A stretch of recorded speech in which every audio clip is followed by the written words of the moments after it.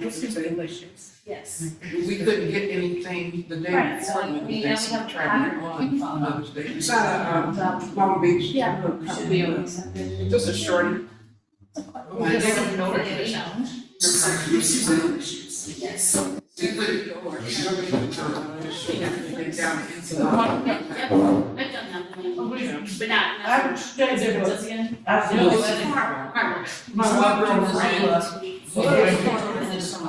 And another two little princess. It's more laid back. I don't do party ships anymore. Jean and Leah and I I don't do and mine twerking on this that little shit. kind of I road give trip that to the around young kids. my family. So we ended up back in. Some of the videos that I could look at. Wow.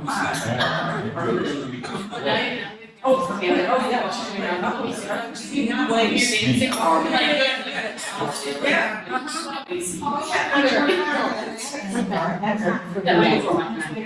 Yes. The original game I think Last year. Yes. I saw When under that academy. Yeah, Oh, Taylor Side Street. Oh, community project. yeah. Number two. Yeah. What I could do Then is my I'm niece sure. had one for me to help. Yeah. I did, it's pretty hard. How are you? Good, how are you doing? Doing well, thank you.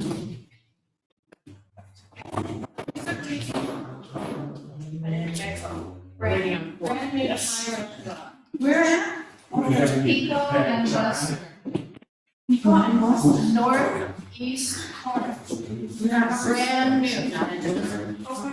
It's just across the street. It's across the street from the WSS shoes. Yes, across on the east side. I'm sorry, I've seen it. Are we having granola bars? Gradually to the I'm getting sick of doing city clerk's office, I don't even do. Oh, you know, this stupid piece.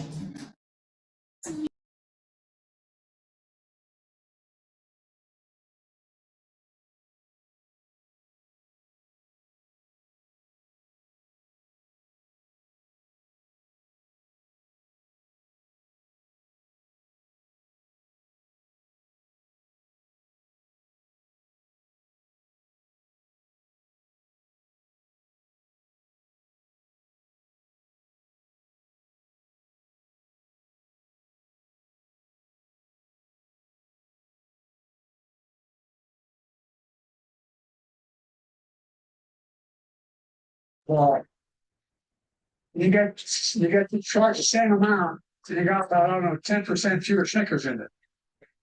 Turn that down.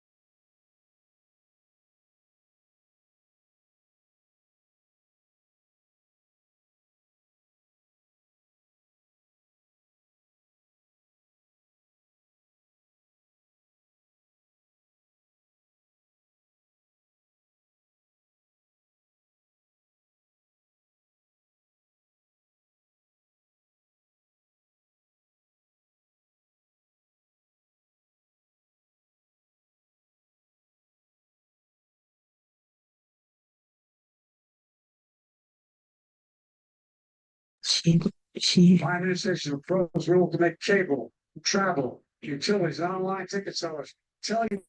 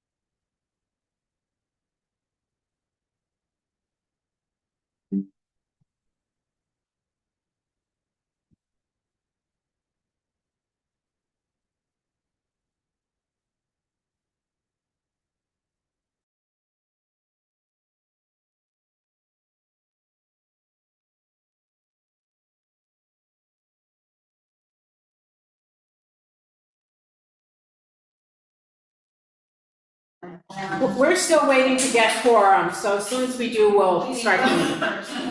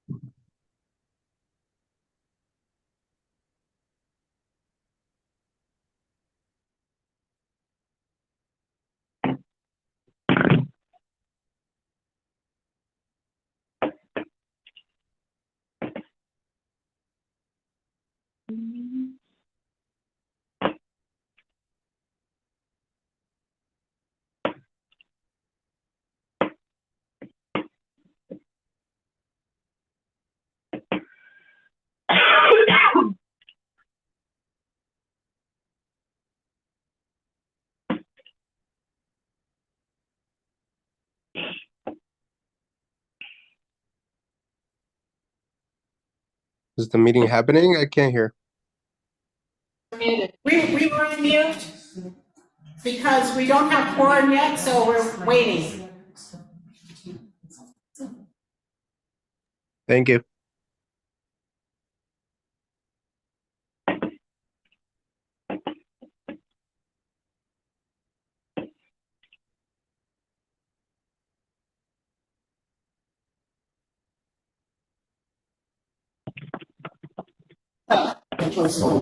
I just want to remind everybody to, Steve already said somebody's calling me. They can't hear us, so just one person at a time to speak loudly. And are we unmuted here? Yes. Okay, so this is Laura Myers speaking. We don't have quorum yet in the room, so we will be starting the meeting-ish with public comments. And if Danielle has returned, or if she returns from Council District 10, we can make a Council District 10 presentation report. But what we cannot do is actually call the meeting to order. So, you want to say? Is Danielle on? Well, no, public comments. Do you want to call for public comments? Is anybody in this room? The usual protocol is that first the people in the room, then the people on Zoom. Okay. In this room, please state your name because we are recording, so we can have an afterwards. And we have a hand? Yes. Yes. So you just stand right there Sure. and look like it. Hello, everyone. My name is Dylan Lira. I'm the Director of Academic Data for City Language Immersion Charter, one of the highest performing schools around this area on the state assessment. And we're still enrolling students throughout the entire school year and for the following school year. So if anyone has knows of any children that are at the K-5 level, we're open to enrollment. Thank you. And the name of your school is? City Language Immersion Charter. It's on Venice, Click. Venice is Sixth Avenue. Thank you very much. Yeah.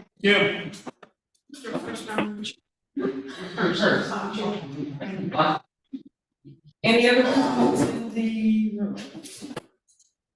All right, do we have any comments from online? Please raise your hand if you have a public comment, general public comment on any item not on tonight's agenda. Oh, she's on the agenda. Okay, Dennis. Okay, so we would move on to Cesar, Caesar. Yeah, hi, Please. I'm Cesar Garcia. I live in the neighborhood. I'm just wondering about like if we can develop some public land somewhere to make a park. That would be I don't know. I just wanted to mention that we need more parks. That's it. Thank you. Thank you very much. Well, we are the neighborhood council, but that is a city matter. I don't know what the city plans are. Have you investigated that at all? Sorry, I couldn't hear it. I said that is a city matter. We could bring that to their attention, but have you investigated the matter at all? No, I have not. This is my first place. I came looking maybe for answers where I could start looking. How do I invest? All right, well, thanks for joining us. Caesar, we can't go back and forth. So I should explain, according to state law, pretty much, during general public comments, we cannot go back and forth. You could ask us to create an agenda item, but that's why Paul asked you if you've done any investigation for a future meeting. We have forum, but we can't discuss back and forth. Can you be up his contact in the chat? Yes, Caesar, could you put your contact in the chat, if you're able to do that, and one of us can follow up with you. Thank you. And we have quorum. All right, Oh, I think it's just for quorum. Oh, you gotta pay me. yeah, we're paying you with the public. Okay, so call the meeting to order, 7:16 p.m. Have they reviewed the agenda? No, we have done nothing. Okay, so we're gonna look over the agenda. I will, for board members, I printed out copies. And I'm sharing the agenda on the screen.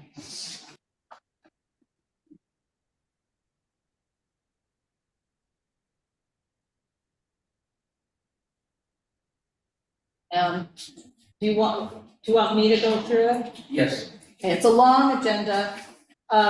First item is calling the meeting to order. Second is review and approve agenda. Third is the public comments. We've already done it. Fourth is government agency reports and comments.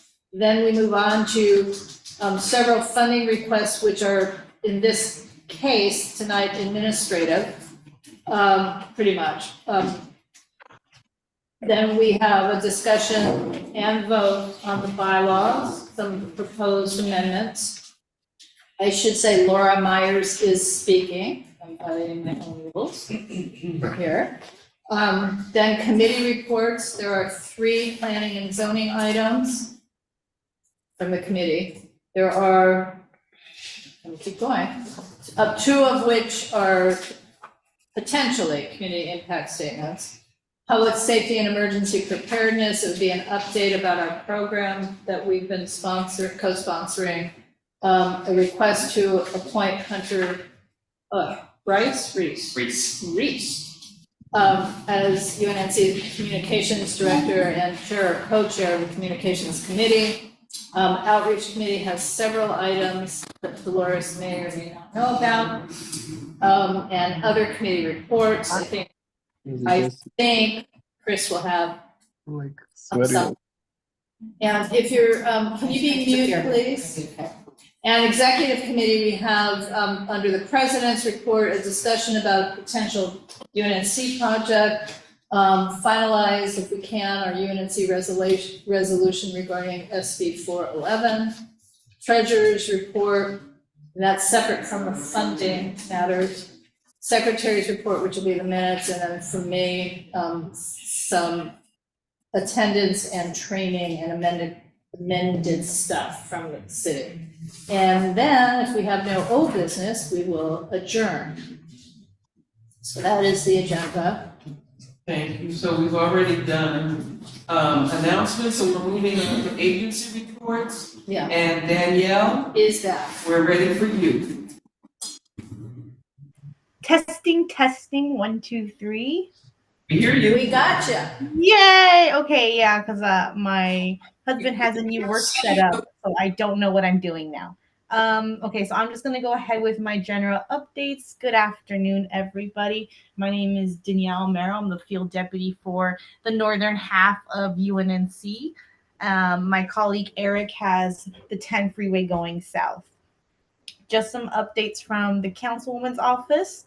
As always, continue to report bulky items and trash to 311 or the MyLA 311 website or app.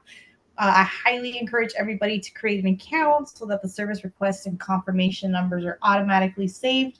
If there are any issues, I can follow up with them with the original address and service request number.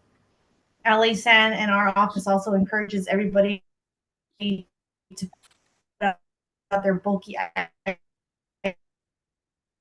Danielle, you're cutting out a little. Yeah, you just cut out. Yeah.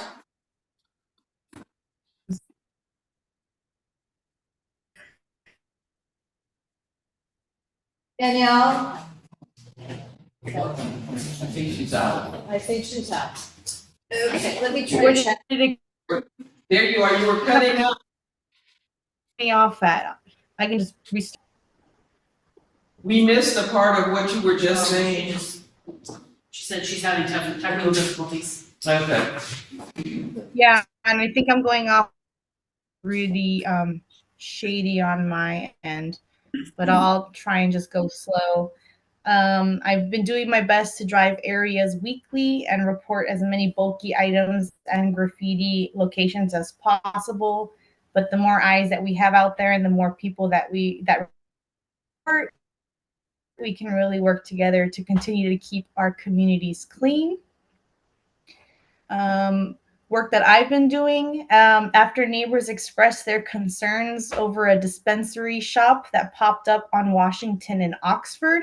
It was reported to the Department of Cannabis Regulation, the detective business. It was shut down, and the problematic tenants broke back into the building and reset up the shop. LAPD Narcotics is waiting for a search warrant to be approved by a judge and are working to permanently close down the location. Donation bins removed. In the last month, I reported 2 donation bins that were dropped on public sidewalks, one at Venice and Roosevelt, and the other at Pico and Manhattan Place. They were both unpermitted and were removed shortly after I reported them to the Department of Public Works. The department is also working on finding these unpermitted donation bins. And there's also one on 5th Avenue and Venice that I'm currently working on to remove.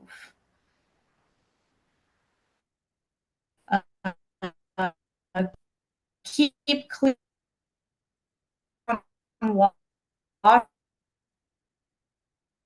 Okay, you went out again.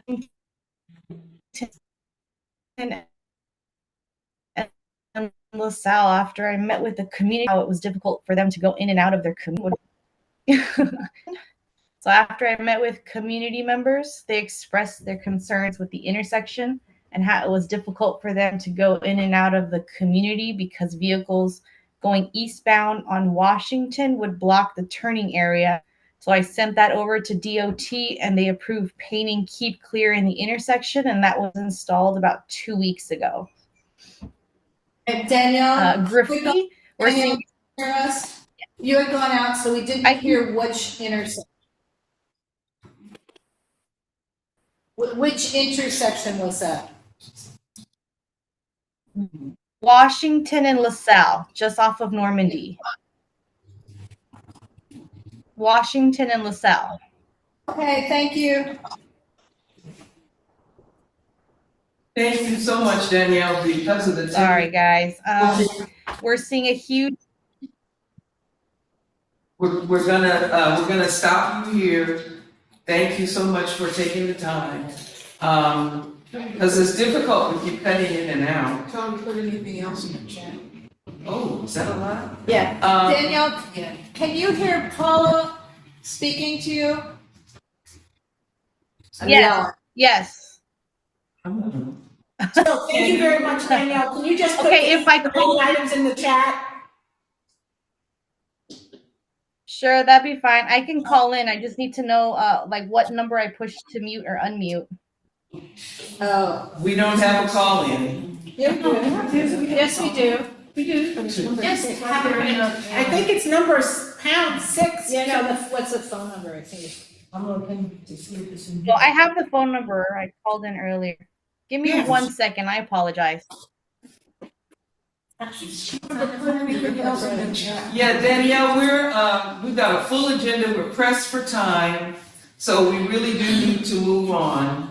If you can put what else you have in the chat, that would be very much appreciated. Is there anything pressing I apologize that you for the wanted technical. to tell us now?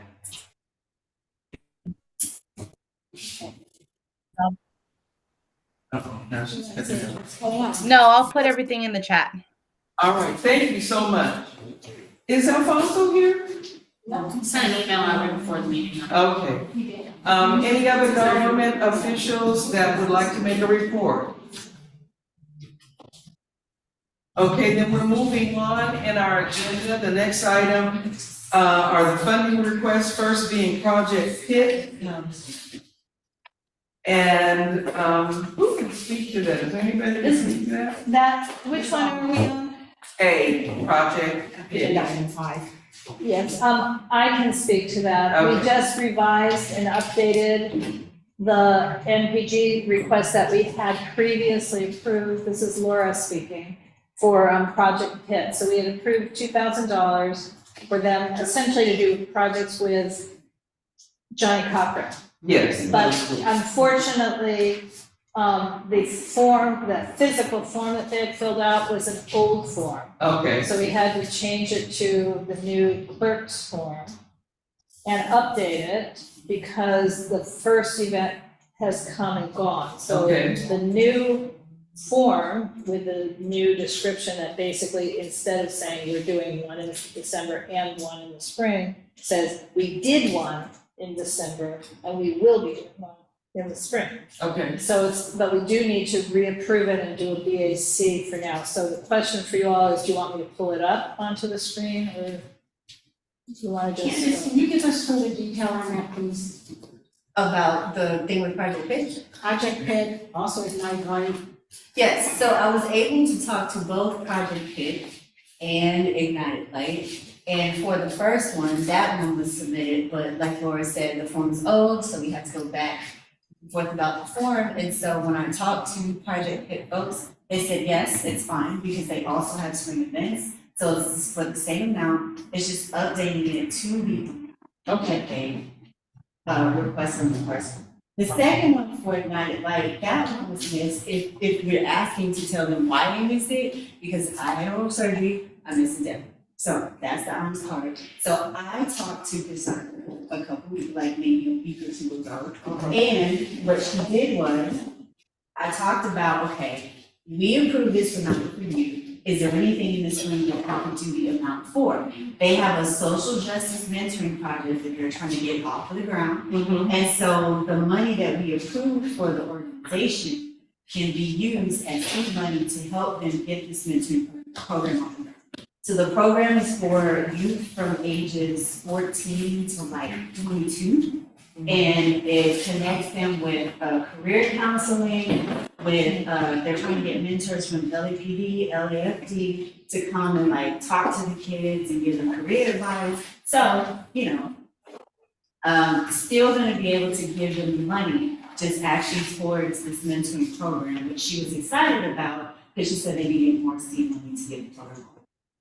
Okay, so let's go back to A, Project PIT. So my question was, Oh, yes, any the question? MPG is up in our agenda packet. Did you want me to try and pull it up onto the screen, or can we just vote? This is the one, this is Hunter speaking, Project Pit was the one that was going to schools and doing Yes. educational Correct. and Right. physical Right. activity. Right. So, So the main, on this one, there's not a real change other than the form is changed, the physical form, not even the entries. It just has a different date at the bottom, and it has the clerk's logo at the top. yeah, All right, so I Second. make the motion that we approve a neighborhood purpose grant of $2,000 for Project PIT. Is there a second? Second. Oh, wait, I think we need it from the, Is there discussion? I'll second. yeah, we can't usually have two executives. Oh. And so we'll call for the vote? Jasmine? Dolores? Yes. Hunter? yes. Candace? Yes. Laura? Yes. Michael Soderstrom? Yes. Edward? Yes. I'm a yes. Paula? Yes. Grace? Yes. Dennis? I'm sorry, Dennis. Kareem? Yes. Teresa? Yes. Michael? Yes. Kimbrough? Yes. I grew up in Chris, you're still dealing with Check this morning. As two of my heroes, like many of you did, Dr. King and Bobby Kennedy were assassinated. Oh, Sometimes sorry. in mute. I think that's it, the motion passed. All right, thank you. Somebody was saying something. President Biden. She's listening to them. Oh, that's why that voice sounds. Okay. Am I able to vote or? Who is that? No, you're not allowed to Still vote. can't do online voting and stuff. Online. Yeah. Right? Yeah. No, you can't vote, Chris. You have to be in person until we pass this SB 411 motion, which is on the agenda. Then you'll be able to vote as long as there are 13 people present. Thanks, just checking. Yeah, okay. But don't leave. Well, 13 Item B is Ignited Light, which is that social justice mentoring program from ages 14 to 22. This is a reapprove. No, so it's, we approved them for an amount that had to do with the boxes for the 20th. Oh, the boxes for the food. Yeah, Yes, I and remember that. Right, and so again, that was, we missed the deadline. Okay. So I was able to reach out to them because I still want to honor the amount of money that we said we would give. Okay, but we did approve 1250. It was just for another reason. Another purpose. Yeah. That's okay. Go ahead, Teresa. Thank you. I just want to say that I'm particularly concerned and upset about this particular MPG. Every year, especially prior to the pandemic and during the pandemic, we provided them for the Martin Luther King Day event. We provided them with food boxes to supplement the rest of their giveaways. And I realize being treasurer is very difficult. There are a couple of jobs that are really hard. Being secretary, being treasurer are really difficult jobs. But I'm really disappointed that we did not get the paperwork in and get them their funding so they could get these food boxes out during Martin Luther King Day. Yeah, so I know Candace made an effort to reach out to her. This is their main event, and now they do have this other event, which is great because now we can still fund them in some way. But I'm really disappointed that they did not get their money for the food box. For the initial. Thank you for your comment. All right, so we have on the agenda 1250 to support Ignited Light's social justice mentoring project. And is there a motion to approve this amount? I'll make that motion. All right, is there a second? I will second it. All right, we'll call for the vote. Jasmine? Here. Dolores? Yes. Hunter? Yes. Candace? Yes. Laura? Yes. Michael Soderstrom? Yes. Edward? I am a yes. Paula? Yes. Grace? Yes. Kareem? Yes. Teresa? No. Michael Kimbrough? Yes. That's it, the motion passed. Okay, so now Western Heights community improvement project. Who can speak to that? I can start and Chris can finish, right? So Okay, I will talk about the boring bureaucratic administrative stuff. Chris will talk about the purpose. So last year, last and I'm fiscal. giving you 3 minutes. I don't even need it. Last fiscal year, we approved paying an organization called Tree Care LA $2,575 as part of, more or less half of, a community improvement project in Western Heights where the trees that they had planted years ago lining the freeway, those trees are failing. So this money was to remove the trees and prepare the soil for new trees to be planted. Separate funding for the new trees hasn't yet been passed. But we did it, and then we didn't have the permits for it. So the money was, after a long back and forth, encumbered into this year's budget. So that's why our budget's a little higher, because this money was transferred, but we have to re-vote for it in this year's fiscal year's budget. And this year, this money is going to. The very same thing. $2,575 to Tree Care LA. We cannot do anything else with it, with the money.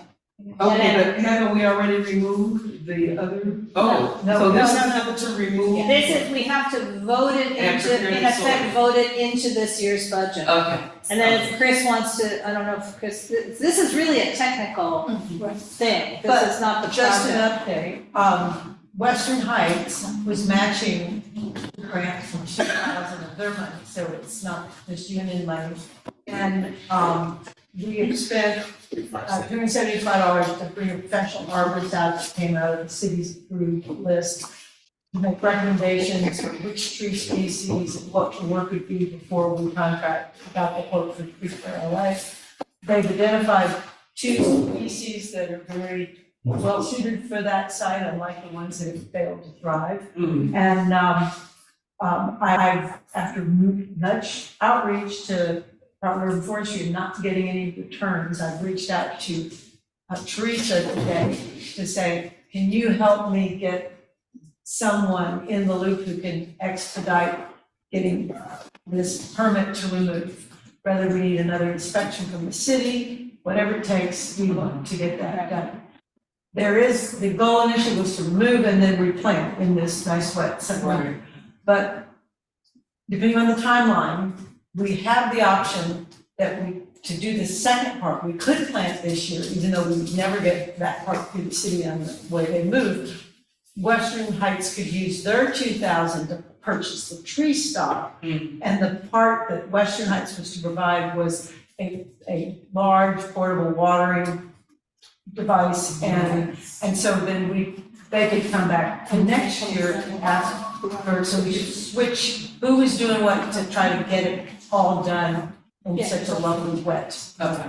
Okay? I also have some context here, so I had a meeting with Anna You have to last week. speak loud. Oh, I had a meeting with Anna last week or the week before. Can you identify yourself for the Candace recording? Jackson. So I had a meeting with Anna, and she basically told me how to kind of hold the money so we don't spend it. So I was able to enter it under the CIP, so it's on hold. So it won't like just one year, just yet. Oh. Excuse me, Dolores Spears. I'm a little confused about this. You're asking for money to remove trees and prepare the soil, but it does not cover the cost of planting and replacing trees. So That's correct. why are we pulling up trees and preparing the soil if we're not gonna put some new? Oh, let me finish, please, sorry. I hate that. If we don't have trees to put in after we dig them up. Chris, Can I answer? Let me just answer, please. This money is encumbered money. If we do not spend it, it goes to the city's general fund. Period. It's not allowed to be used for anything else. The project includes the planting of the next round, but that may end up not happening until the next fiscal year. But this money disappears. And just to give further clarification, Dolores, this is Teresa speaking, that money is from last year. And we worked with the city clerk to allow us, because there was a delay with getting a permit from UFD, I was on those emails, to get approval to remove the trees. So Anna allowed us to bring that money over to this year for the same project. So it's not, as Laura said, it's encumbered. And now we are ready to move forward with the project. I understand that. I understand that you saved the money, was able to save it and move it and hold it for whatever, okay? But you're just gonna have a hole there. No, What not what about the replacement of the trees? Okay, wait, Chris has the answer. No, they're not gonna have a hole. The reason the trees are coming out is they were put in the ground 20 years ago. They should be 35 to 45 feet high, none of them clear my nose. Most of them have the crowns broken out. These trees have, 2 of them are completely empty tree wells already from complete tree death. These trees have failed to thrive. And partly because there were things that were not taken into account when the trees were planted. They were not done the way we would do it today with the follow-up tree care and stuff. I get that, I get So that. we have- I guess I'm not asking the right question. Trees are What coming. is the plan? What is the plan to The put the plan is trees in? Western Heights has money, Okay, and they're gonna start planting the trees. Once they're able to get removed, they're gonna start planting. They still want the UNC to help with watering, but that can come out of next year. They can come back and okay, ask I us. just needed to know what y'all were gonna do with the hole. Okay. That's all I wanted to know. Well, that's the plan. We're paying to have them removed, they're paying to put the new trees in. Fine. Great. All right, so that We is, know. who is making that motion? Okay. And that amount is still 2575? The Yes, amount that's exactly Oh, that's right. 2575.00. That was, okay. And that is the amount. All right, the motion is made, and it's by who? Laura made the motion. Okay, Laura made the motion. And Grace seconded. seconded, calling for the vote. Jasmine? Yeah. Dolores? And annoyed, yes. Hunter, Yes. Candace, Laura, Yes. Michael Soderstrom, Yes. Edward, Yeah. I'm a yes, Paula, Yes. Grace, Yes. Kareem, Yes. Teresa, Yes. Michael Kimbrough, Yes. and motion passed. Thank you. All right, now we have number 6 on the agenda, bylaw, oh, I'm sorry, Alfonso. Has made it, hello, welcome. Did you have 5 minutes? I'm less than that. Okay, Always quick. and Alfonso, identify where you're from? I give you, my name is Alfonso, I'm from the Department of Neighborhood Empowerment, I'm the project coordinator, or NEA, Neighborhood Improvement Advocate for UNC. Slow down so they can understand what you're saying. Yeah. I just have the red. You just have what? Energy. He's Yeah. enjoying. So, Well, that's slow it down, it's bad enough. so I moved the whole board, my announcements this month. Did you get it? No, Right before the meeting. It was right before the meeting. Yes, I got it. I got it. Yeah, so I said, we're gonna have a women's event this month, it's gonna be March 27th at City Hall, March 28th, I'm not sure. But, in order The for. women's leadership? Yeah, exactly. Yes, okay. So it's gonna be at City Hall, with the floor. You do have to RSVP your dedicated cities. We're also taking nominations, for, women that you wanna nominate, as, for the boards, I forgot the name right now. Did that. Alright. Our other events, I shared all the other events, but we did have a youth conference, last month in January.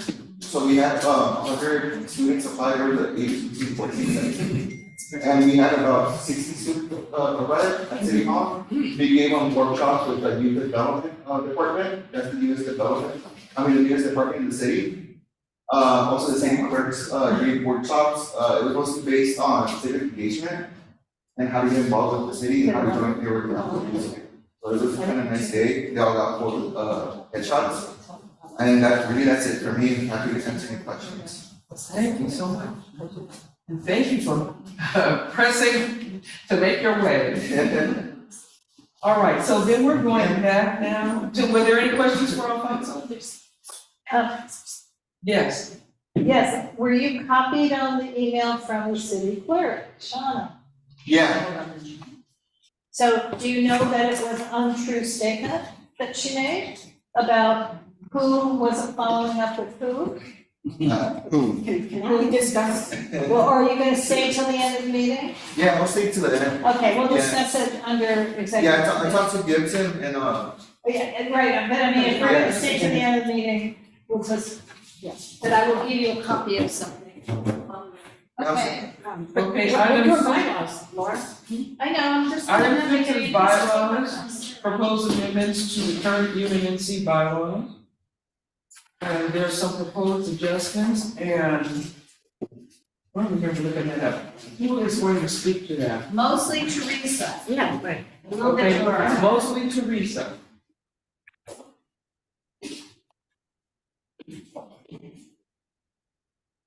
I'm gonna try to pull it out because Laura doesn't have it. Yeah, it should be open in here, it's gonna be a Microsoft Word doc. Where is it? Is that it?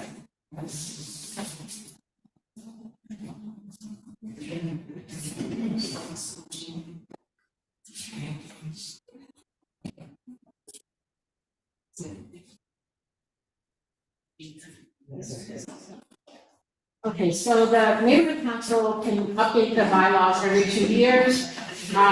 There's been a couple of items that have restricted us from moving forward. So we established an ad hoc committee recently, and it was difficult to get everybody, but Laura and I worked on it. And starting on page 7. One of our changes was required by Dunn, and that is to provide. Well, suggested strongly. Is that the first one? I don't know. Yes, yes. To provide, because there are many neighborhood councils who are unable to get quorum for many reasons, so you can elect or appoint an alternate member temporarily to allow you to get quorum and to do the work. So they recommend that we put this in our bylaws. You want to read it, Laura? Can I give the reason why? Sure. So Park Mesa Heights actually has this in their bylaws. Several of their members were sick during COVID, and so with this, the president was able to hold quorum. They had alternates assigned, and they would take the training, and they were also able to train, like vote on funding items. So we agree that we should have that in. Also, any alternates that we appoint, they need to get the training done within 30 days. Right, so the question is, in the suggested language from Dunn, they say the president can appoint.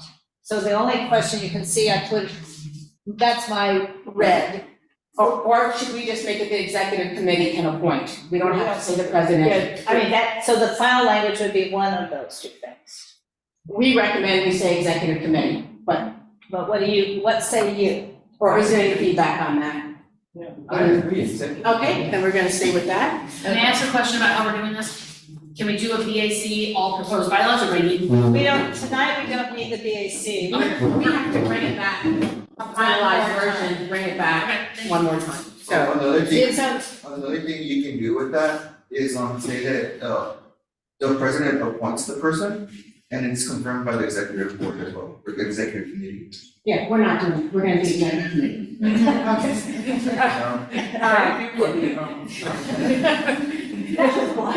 Well, it's just how we function, so. But it's also, I mean, what we put in was for if someone's got a leave of absence, not just a vacant seat. If the seat is really vacant, there's a different process. And this can't last more than 6 months. So if the person on the leave is not coming back, we declare the seat vacant and might then vote to put in the same person, but this is not like a permanent thing. So the next item was about training. Question, No. quick question. No, that's it. Oh, we're still on that. One quick question. How long can the seat be vacant? Maximum 6 months. Yeah, but how long before action is taken? I heard 3 months about something. Yeah, no, what it is, what we're looking at is if a board member is sick or says, I got an opportunity to do a sabbatical study in Detroit. I'll be gone for 4 months. Then we can appoint temporarily someone into that seat. For 3 months? For up to 6. Oh, for up to 6? Up to 6. You have some thoughts on that? Just trying to get it clear in my head. So remember, the reason why they put this in there was because they could, Park Mesa and many of the other neighborhood councils couldn't get quorum. But Laura and I thought, well, you know what, we have this as an option in case, Okay. you know, we have a board member now who's absent. Due to medical reasons, So, medical leave. and many times we've been in here and we haven't been able to get 2/3 vote or quorum. If we had the ability to appoint an alternate temporarily, then we would be able to move forward. But we can't do that for a seat that's vacant. Oh, no, No. for a seat that's vacant, there's a process. Right, and then, on the same set of pages, we've made there were some typos, so some of this is just fixing typos. But, I underlined the word consecutive because it gets confusing. You know, we're saying our bylaws currently say if you have 3 unexcused absences or 3 consecutive absences for any reason, excused or unexcused, either way, you're gonna be essentially asked to come to executive and talk to the board about your intentions. And the reason is, because we just did this 2 years ago, reason is that whatever your reason, and even if it's a darn good one, for missing a lot of meetings, you're not representing the people you're elected to represent if you cannot be at meetings. So we thought we needed a better, where'd it go? Better, oh, here, it's not highlighted, look, above there, and excused absences. I don't know, Right here, and excused, right above.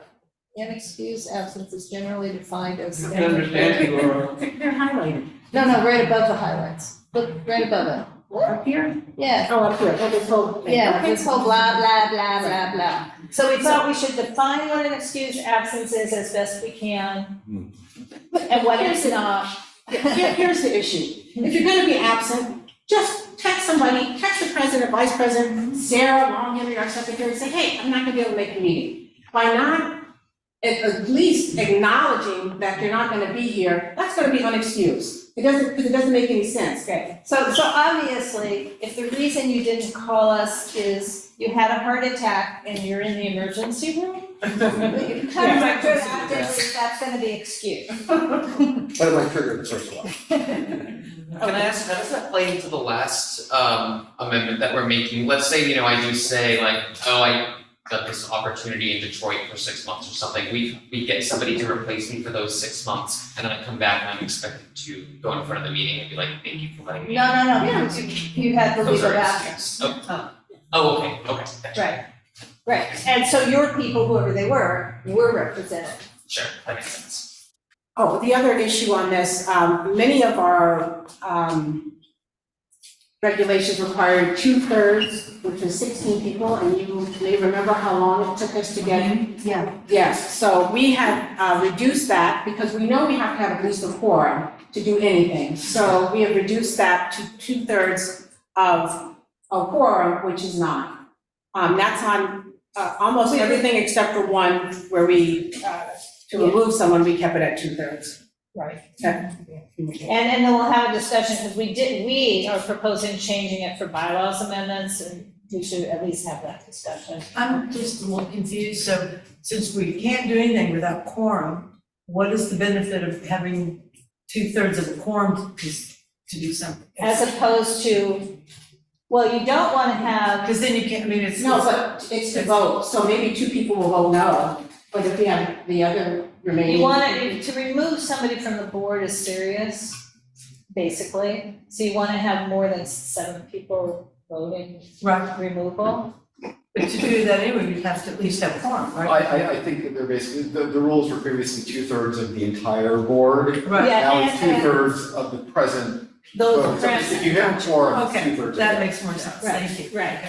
And then no less than 9. Gotcha, okay. And we made that, what is this? What should we say, what should be removed? Is it censure? This is removal, because in censure, there's a section called censure, which is right after our section called removal. That section is put in by Dunn, and we're not allowed to edit it, so we didn't even look at it for consistency, to be honest. All right, so what is it that we need to do now? Move We have a on. couple more. We have a couple more. Yeah, What's Michael. meant by censure? We don't know, we haven't even read it. Yeah. So let's see. It ain't good. So I guess we're censoring that and Maybe censoring. if you can't speak. Yeah. So if you get censored twice, you get automatically removed. Sorry, say again? So if you get censored twice, you get removed from the board. What happens if you're censored, if you guys, It's you kind of just, like, you can show up, but you can't participate? it's kind of like a verbal warning, like at work, if you were to get like 2 or 3 warnings, then you'll get fired, right? So it's kind of like the steps of how to, like, once a board member isn't acting, like if a board member were to not follow code of conduct, And say mean or nasty things as a board meeting, Yeah. censure you and say, oh, that's it, it does happen. you can't talk. Kind of like what the Dolores did. Yeah. That's right, she's our censure.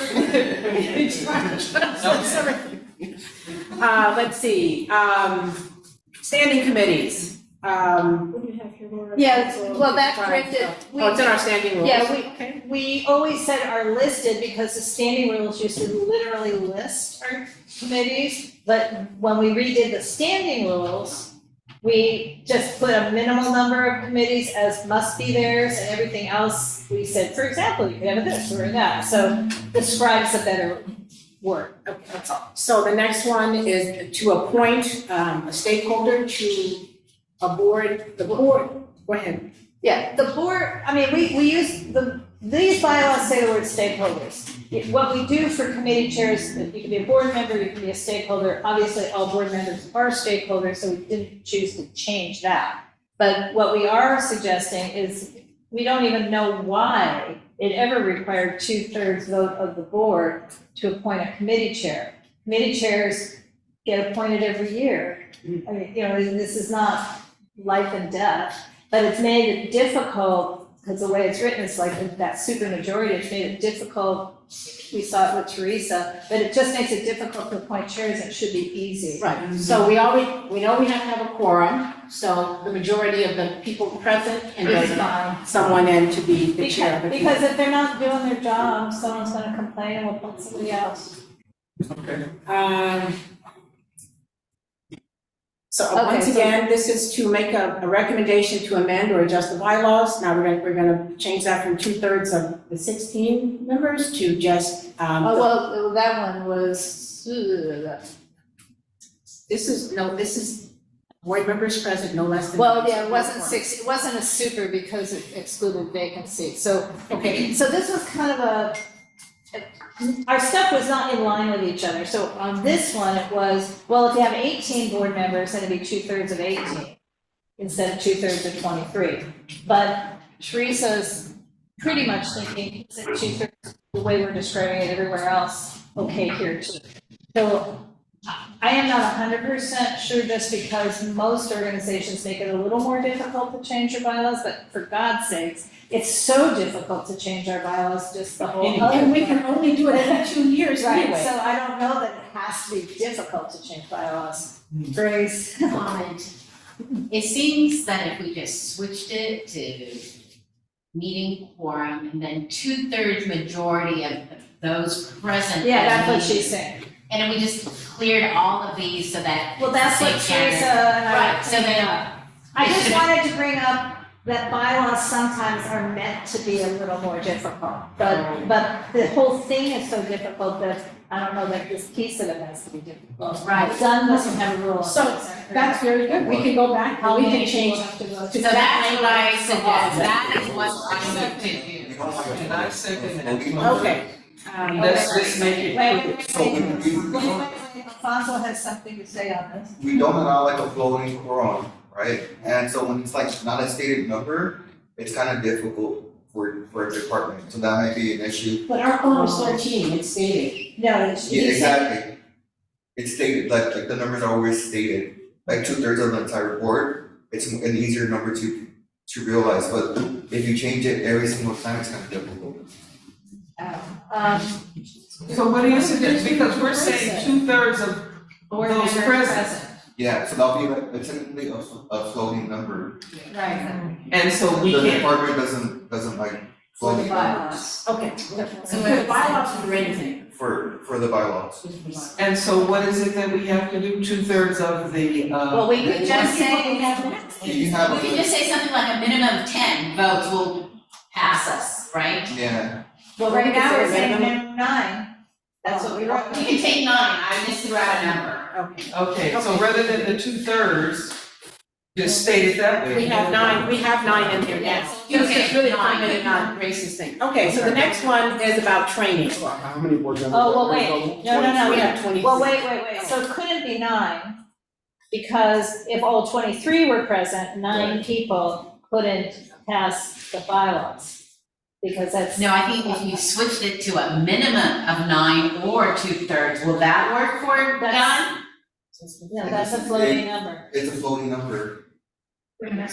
So can you say permanent? Well, we don't want you. Okay, so what, so It's too hard. You can try. what is gonna work? If we say a minimum of Well, 10? why don't we say 13? That's what our quorum is anyway. If you need 13 to be quorum, Then you'd have to have a unanimous vote on the bylaws. So this is only for bylaws. Only for bylaws, That's Okay, okay. only for bylaws. And we can't meet without a quorum anyway, so why can't we just say 13? And by the time That's we're. fine. Yeah. Let's say that. You can say a number. Okay. What? What'd you say? So that means that one person objecting Well, can kill a bylaws. assuming you only have 13 members. yes, Assuming this even passes. assuming, yes, Okay. assuming anyone would want to have the wrath of the whole board, yes. And if you want to complain about something, let's complain about what we're going to do. Were you going to say something else? Okay, so now the next category is training, and we've had many issues with training. Laura and I recommend that instead of listing the training, we just say all mandatory training, because Don takes them in, changes them, so let's just say all mandatory training. And let's give everybody 45 days. We used to have 60 days or 2 months. I wanted 30 days, because I feel like if you're a board member, take the damn training and let's get down to work. But Laura, a compromise was 45 days. That's 6 weeks for you to get all the training done, right? So that's my recommendation on that.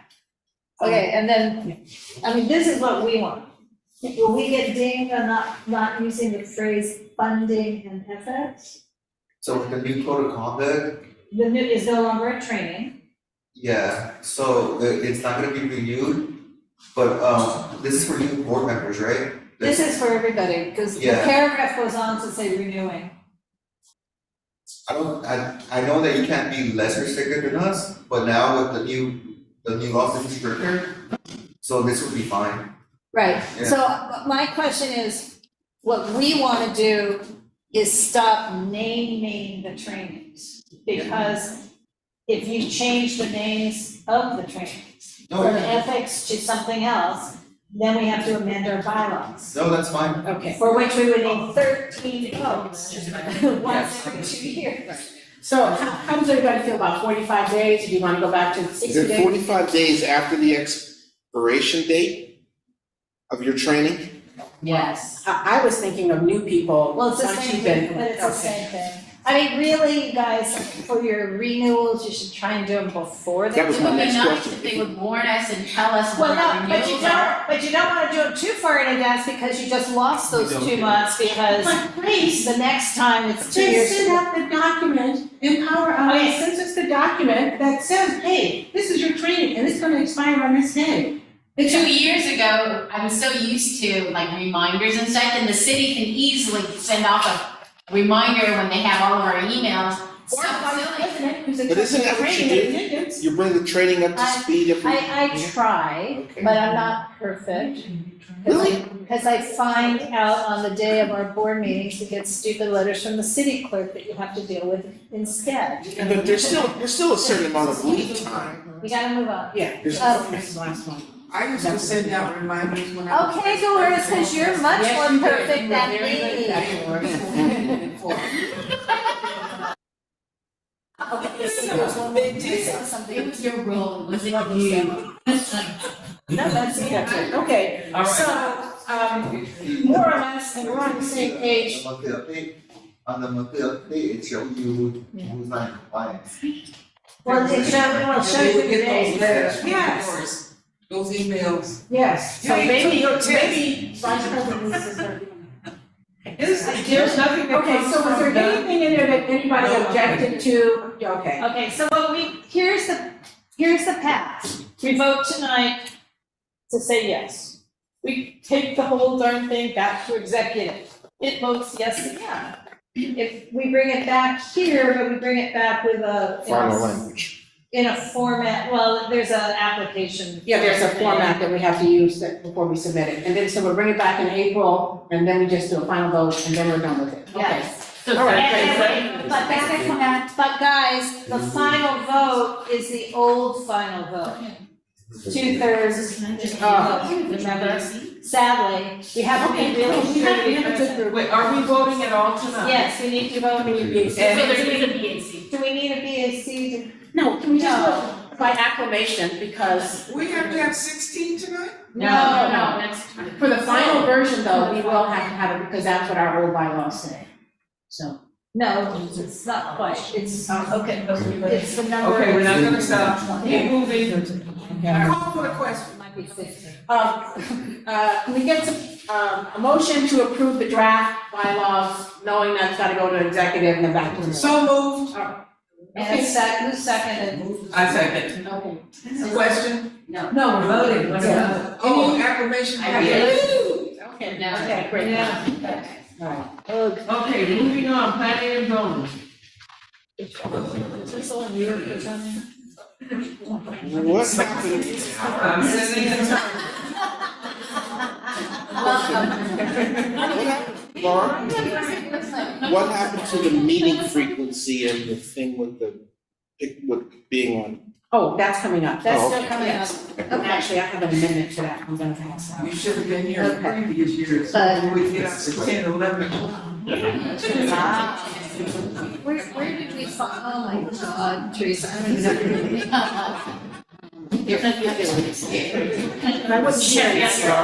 That's not planning and zoning first. Okay, our first, planning and zoning item is the Okay. proposed creation of Okay, new here- density here- bonus incentive. Hi, guess what? And I have, keep it I have, short, a Lord, hand- keep it I- short. No, because it's Teresa.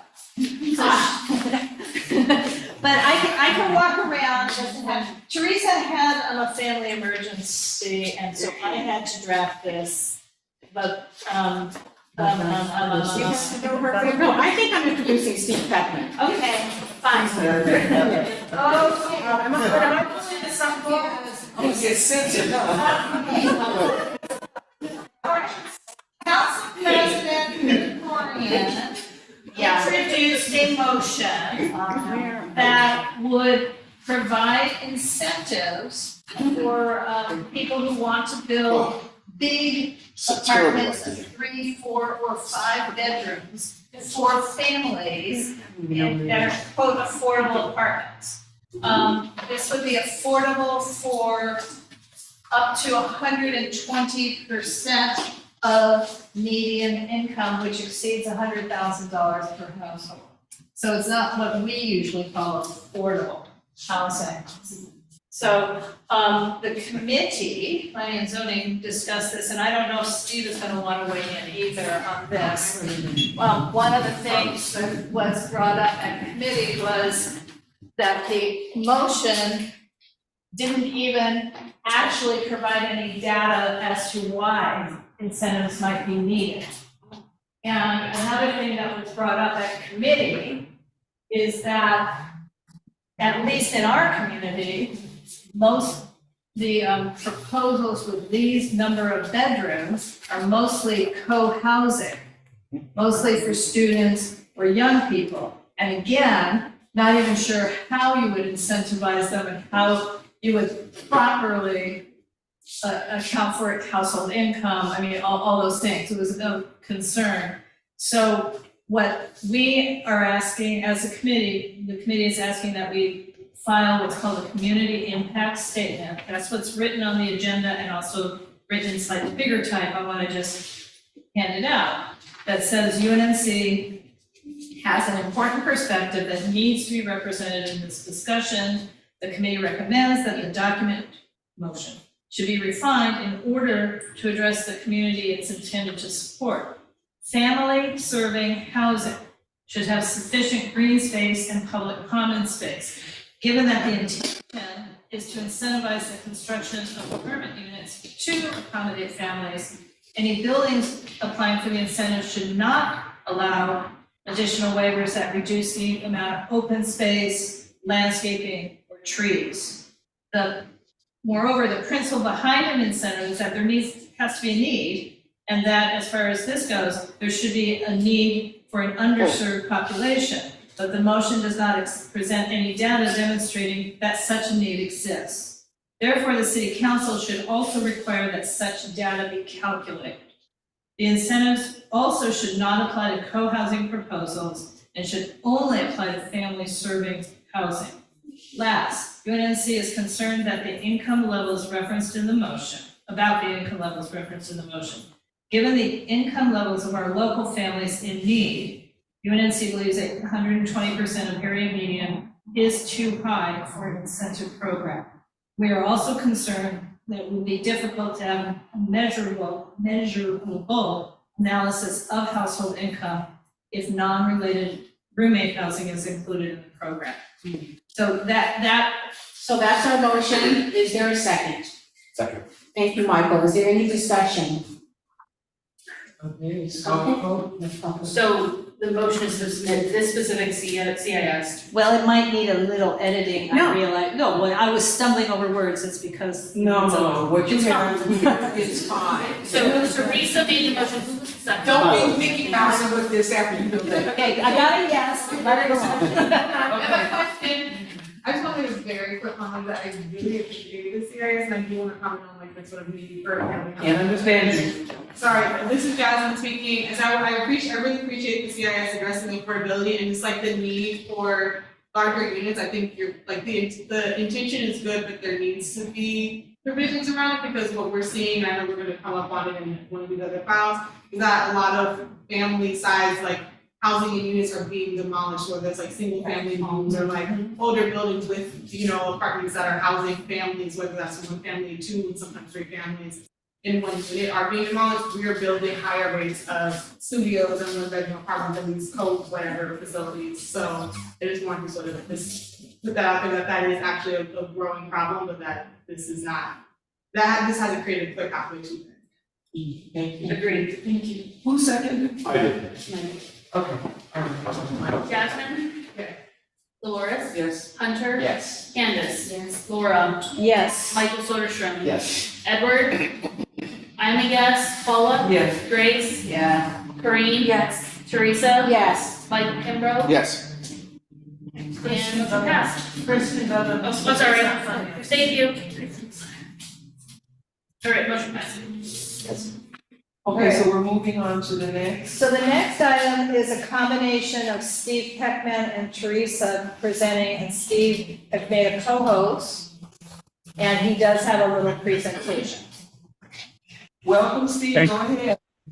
That you're Thank you muted, very, or not. can you hear me?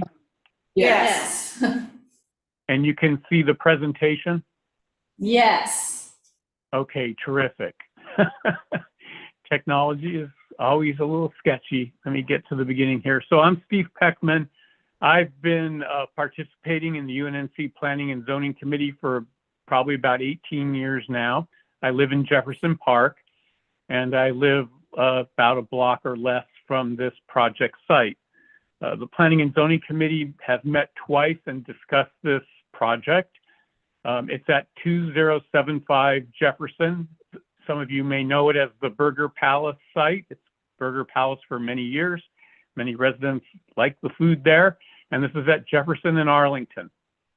The project you'll see here in this illustration, this is looking at it from the Arlington side. And I'll come back to this image in a minute.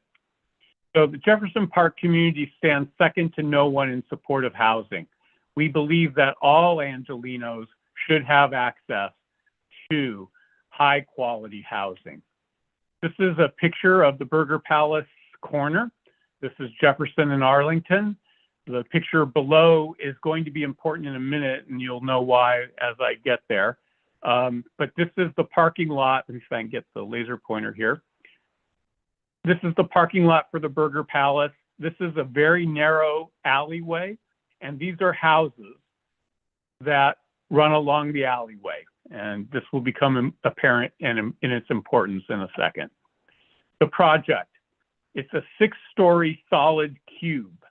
So there's no transitional height. Typically on buildings this tall in a neighborhood like Jefferson Park, the building would be front loaded onto the major street, which in this case would be Jefferson.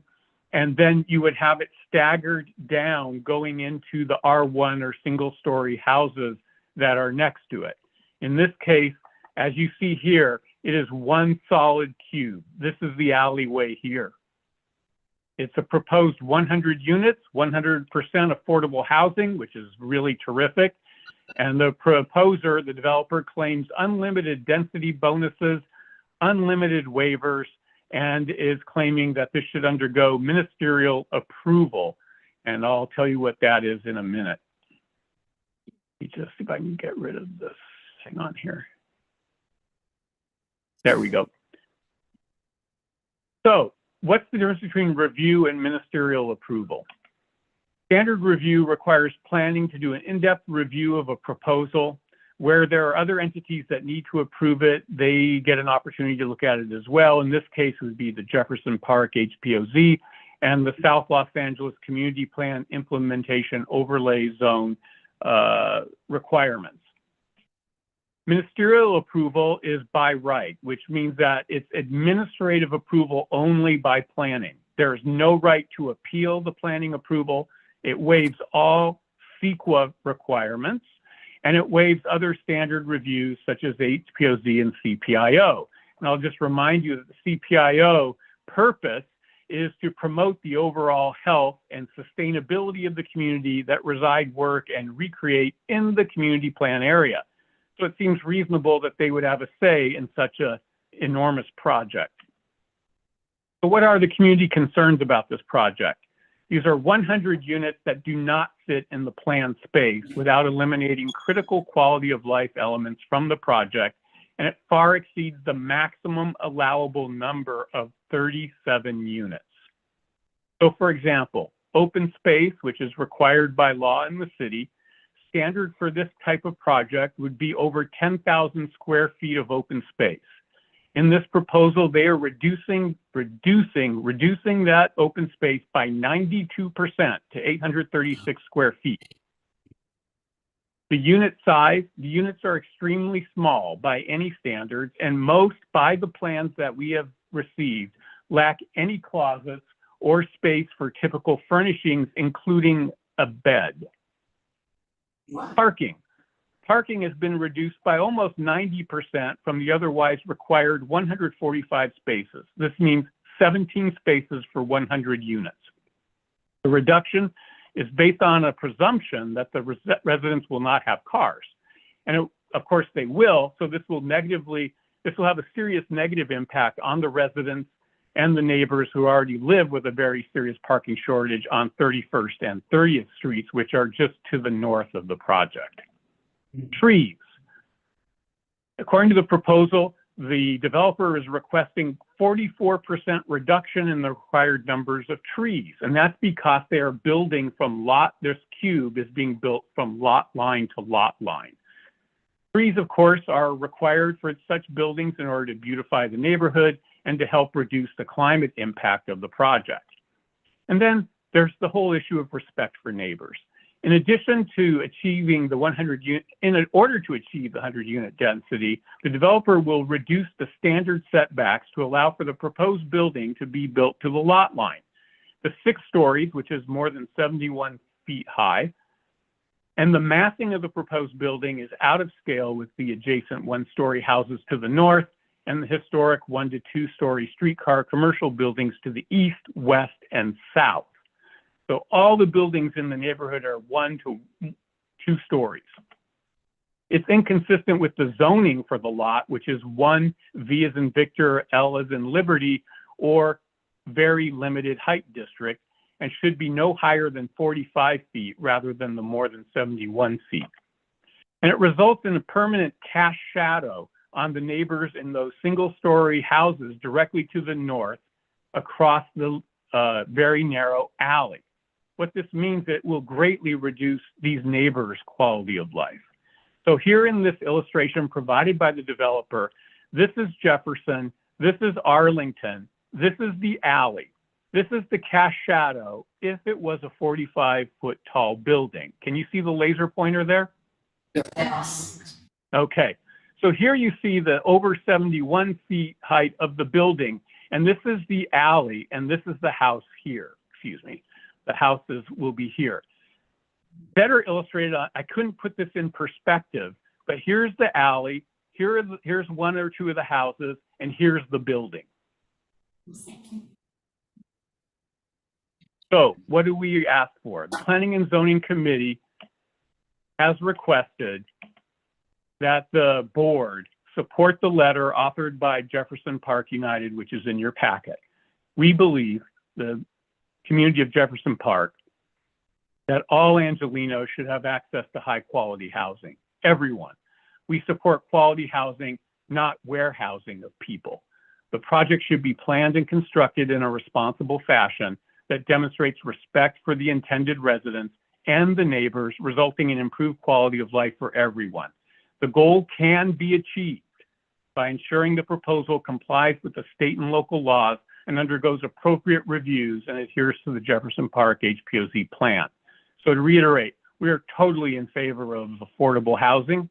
We support it, but it should be quality housing and not warehousing of people. I'm happy to answer any questions. All right, thank you very much. Are there? So, sorry, just a second. I'd like to make a motion that the governing board, UNC governing board, write a letter to support the Jefferson Park community letter that's already on file for 2075 West Jefferson, case number ADM 2024-7174 DBDHC-A-ED1. That is the motion. Dolores seconded. Okay, any questions or discussion? Thank you very much, Steve. Yeah, I have a question. Michael Kimbrough. Thank you.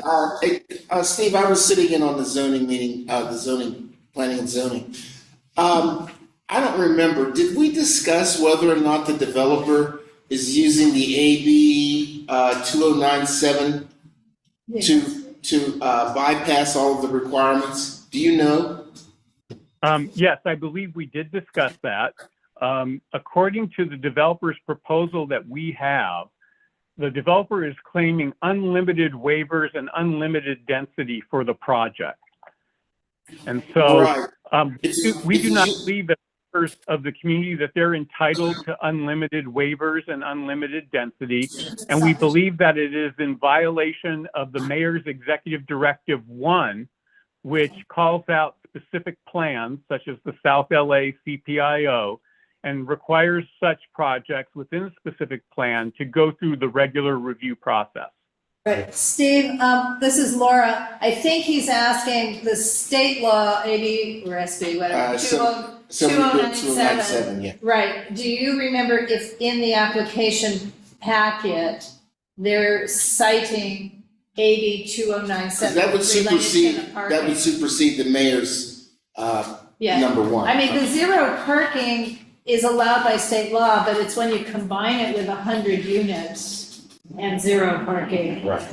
That, But that gives them, Yeah. that gives them the waiver on the height and the setbacks light. It gives them a lot, and I'm just curious if they're using that as an excuse to bypass the community review.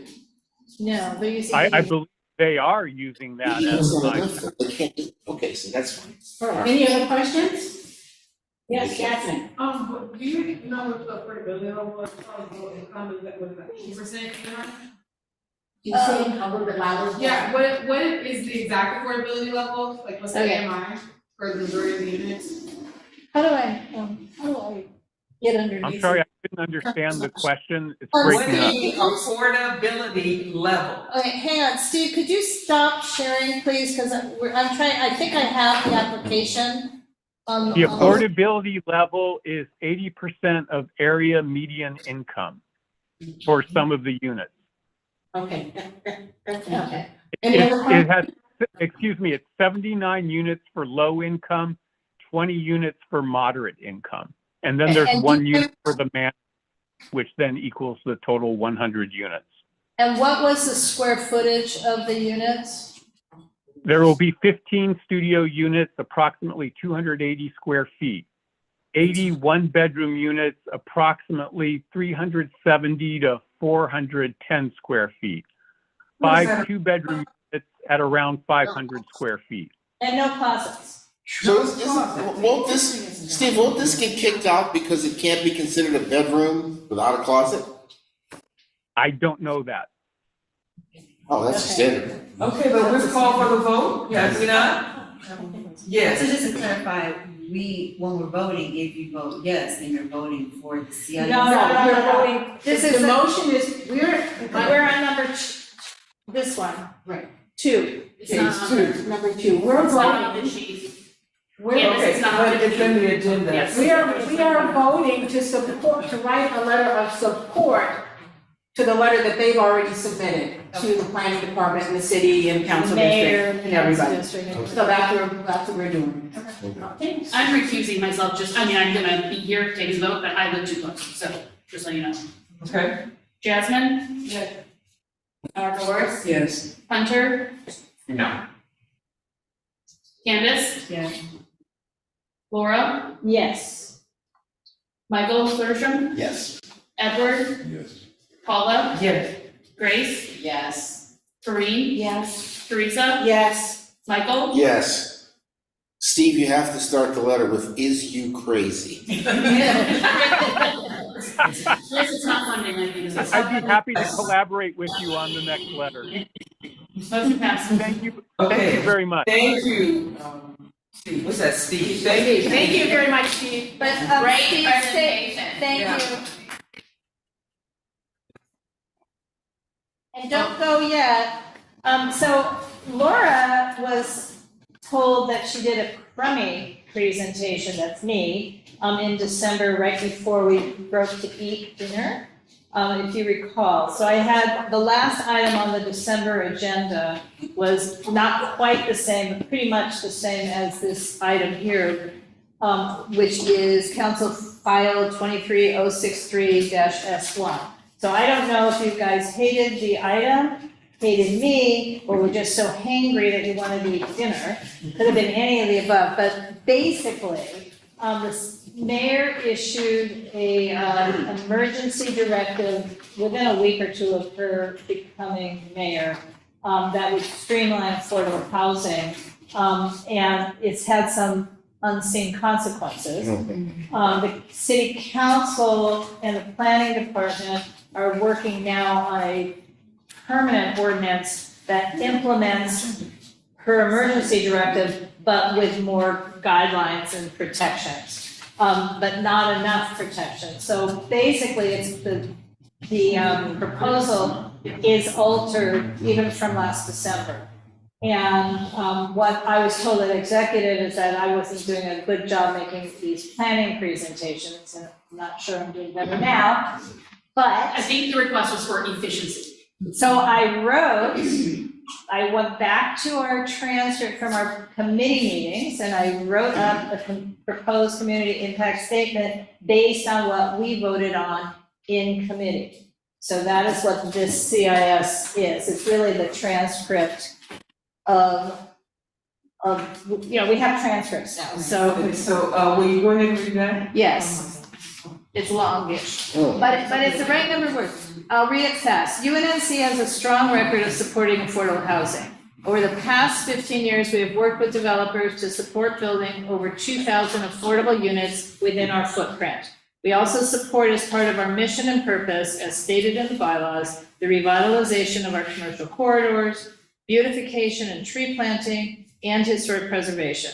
We encourage citywide initiatives to be inclusive of all of these objectives, meaning including affordable housing. Although the new proposed ED1 regulations for 100% affordable housing projects will help expedite new affordable housing projects, they do not include sufficient consideration for overlay districts, including historic districts, HPOZs, California Register, National Register districts, CPIOs, including character residential districts, and other specific plans with objective development and design standards. Projects within such overlays should not be eligible for this program. In order to have more green space, open green space and spaces for trees, UNNC is opposed to requests for reductions in required trees and supports the current iteration of the ordinance, the one that's going to council, that allows no more than a 50% reduction in open space. Additionally, UNNC opposes the granting of excessive incentives and waivers, which may result in a project that is wildly different than the character of a neighborhood. Since projects with a great number of requests for development incentives and/or waivers from development standards can still be approved through normal land use processes, any project requesting more than 5 development incentives and/or more than 1 waiver from standards should not be allowed to utilize the ED1 ministerial streamlining processes. It is important to note that UNNC and its stakeholders worked for many years to implement both HPOZs and CPIOs within our footprint, overlays that promise development protection to our communities, and the new ordinance should not supersede nor damage those years of community review and thoughtful community planning. So that's the motion. Quick question. How did you come up with the 50% reduction in the open space? That's in the ordinance. Can we have a second? We need a second. Okay. Okay, So- any discussion? So Discussion. Okay, so he asked the question, how does this come up? Because when we looked at it, and John was leading, whichever meeting of the planning and zoning committee it was, John Arnold was leading the discussion. And he said there's some good things and there's some bad things. So one of the good things in the ordinance, as it was written at, that it can keep getting changed, is that for using this exception, it says no more than a 50% reduction in open space. As we see, many proposals have a 80% reduction in open space. So what this is saying, this is saying, is that you can still get your project approved, you just shouldn't be ministerial. Oh, I if see. you're going to ask to reduce the open space more, or plant fewer trees, or go into an HPOZ, those just shouldn't get this automatic exception. I got it. Okay, Right. I'm okay with that. Yes, right. Okay, so this is all nice and dandy, but when you say affordable housing, studios are $1,800, I think this is a misnomer to say it's all about affordable housing, right? Anyone else read the articles talking about how the affordable housing for a studio is $1,800? Yeah, that's hardly affordable. Right, so all it's really doing is allowing developers to come in and build regular Okay, I'm sorry. housing. Not this comment. You mean This comment ED1. isn't, I'm talking about ED1. No, I was misinterpreting what you were saying. No, so I mean, I'd rather we also, this is great, we should add the fact that it's not or affordable housing if you're saying 1,800 for a studio apartment. Well, you're saying, okay. Right? I mean, you can't call, we're like playing along and saying it's affordable housing that's being built when it's not. I see. Yes, Okay. strong record of supporting affordable housing. But this No, doesn't. no. I'm true, you're saying we should say, if this passes, we should say we have a strong record of supporting true affordable housing, not studios that fetch $1,800. Well, we can say it better than that. We can say it better than that, but I mean, I understand your point. I'll be honest, I'd really like to hear what Jasmine has to say on this. I'm completely I don't know. With Grace on this, the affordability is like huge, and a lot of our groups are actually, advocating for the policy to include like very clear guidelines on the affordability. The other issue that, I don't think was addressed and they're also skirting around is the demolishing of RSO units. Oh. And that also wasn't brought up in here. We're seeing folks like basically applying for entitlements through 81 on RSO buildings and then selling them off to other people so they can do precisely what Grace is talking about. So that's also an issue that we need to raise and talk about, because we're demolishing like naturally permanently affordable housing for like units that could expire within 50 years and be ridiculously overpriced. So to include, the RSO, I'll have to delete, so. Can we go back and ask Jasmine to assist as well? And reframe this? And give authority to the executive committee to approve what the additions. Via email, because it goes to Plum on the Via email, 9th. Okay, that was the other thing, there's a deadline. Yeah, it goes to, at the moment, it is scheduled to the City Council's Planning and Land Use Management Committee on the 19th, which would be the afternoon, I think, of our meeting at that night. Why don't the two of you send your concerns to the committee and then they can tweak it and be approved by the executive committee? How about that? Yeah, well, it's all, any methodology is fine, just FYI, I will double check on the new portal. This might be the max length, so something would come out if something goes in, which is fine, because I blabbered on a little bit. Well, I can help you edit the wording down. Yeah. Yes. In that's order the- to add, yes. Yeah, can I just have a comment as well? Yeah, because I know you're really in favor of. okay, go ahead, Hunter. Yeah, you guys probably already know this, but just doing like a quick math, that 80% of our median income for our area is still $84,000, which seems way too high to be considered affordable Exactly. housing. Yeah. That's crazy to me. So I just wanted to put that out there. So It's all about area too, because if you actually drill into like 90018, Yeah. No, we median can't, housing yeah, is we about can't edit in 57,000. place, I just think the argument. guys. Right, no. Okay, so there's a It has to motion be- on the floor. Yes. What was the motion? Oh, That yes, when we edit this and bring it Motion to back. submit the CIS with proposed amendments, read the mayor's emergency directive Right. 81, Lawrence and Chris seconded, we can go. Okay, and I will want some clarification after I see the passage. She's so good. She is good, she's an editor, do you know that? Okay, come on. Don't tell anybody anything. Let's call for the vote. Jasmine? Dolores? Yes. Hunter? Yes. Candace? Yes. Laura? Yes. Michael Soderstrom? Yes. Edward? Yes. Sarah's a yes. Paula? Yes. Grace? Yes. Kareem? Yes. Teresa? Yes. Michael Kimbrough? Yes. Chris? Yes. Thank you, motion passes. Okay, and I just want the clarification, you want also added into it that 80% of area median, not to mention 120 is way too high. Yes. Yes. Okay, and this has to be submitted by the 19th? So, Well, pretty much by the 18th for it to be okay, visible on the 19th. and that's when And we then- next meet, so what are we suggesting we have to? It's gonna be By email. email. Okay, And also, by getting it in, that will give Laura an opportunity to speak, on behalf of the neighborhood council. If I choose, yes, I'll have to go, understand. no, but I'll have to go. okay, I mean, this would have to be an in-person meeting, if anyone wants to go with me, I have a parking pass if we want to carpool in this All right. at all. the next agenda item just says follow up to previous Yeah. cases, do we have? No. Okay, so then we're moving on to public safety.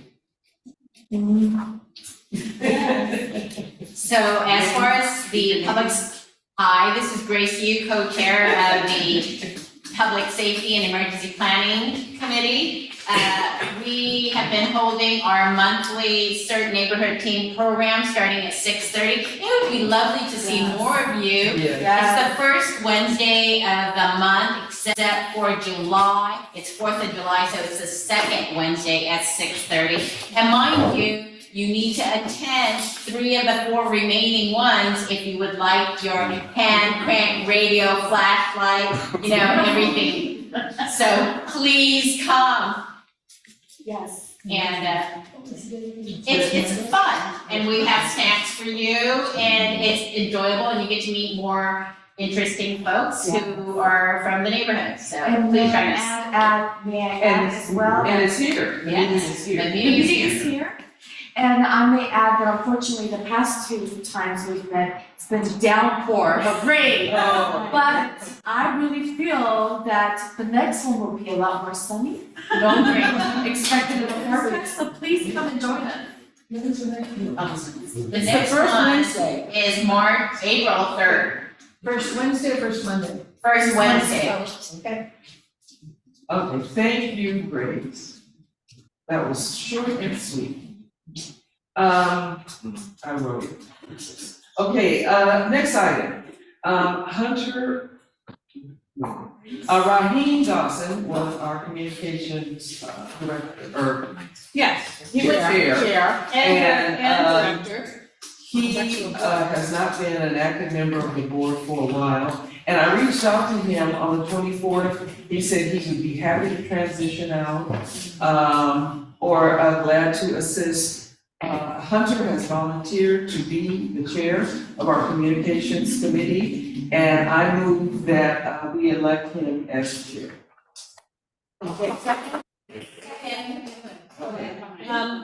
Can we No, what? alas, We don't have 16? we don't have 16. Oh. But that's why I wrote the agenda item the way I did. We also are required under the digital social media policy that took effect last October to have a communications director. I was gonna ask about that.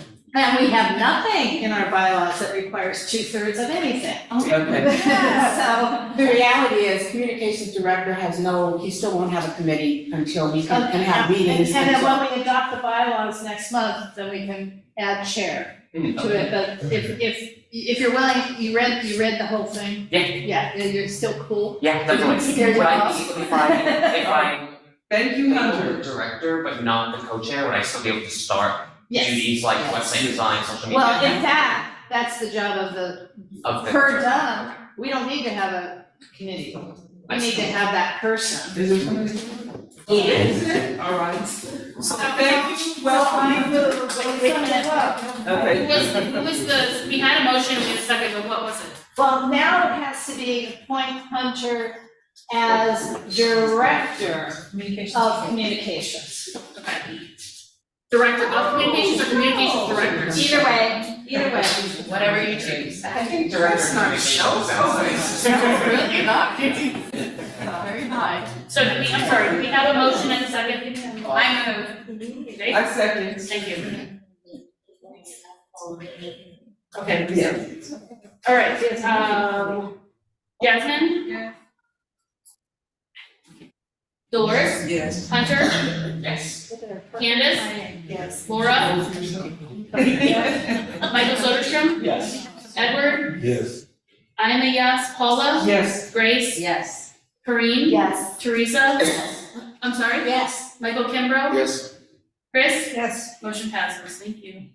Ooh, okay,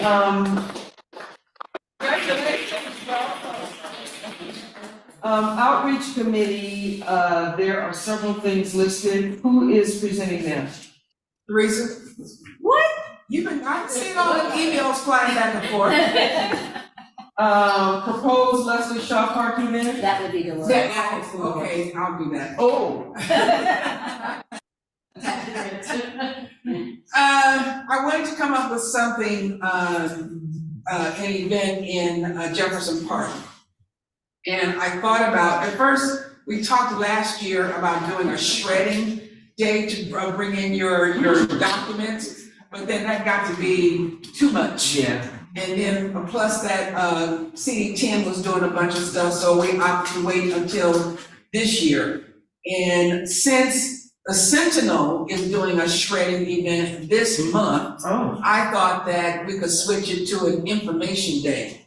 So we could have like a food truck to kind of, draw our stakeholders in, but have, building and safety come in, they can talk about, zoning stuff and HPOD and all that crap, and then have. She didn't mean that. Sorry. Censure.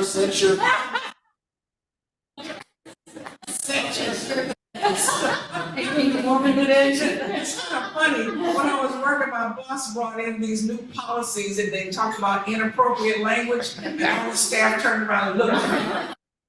I said, too late.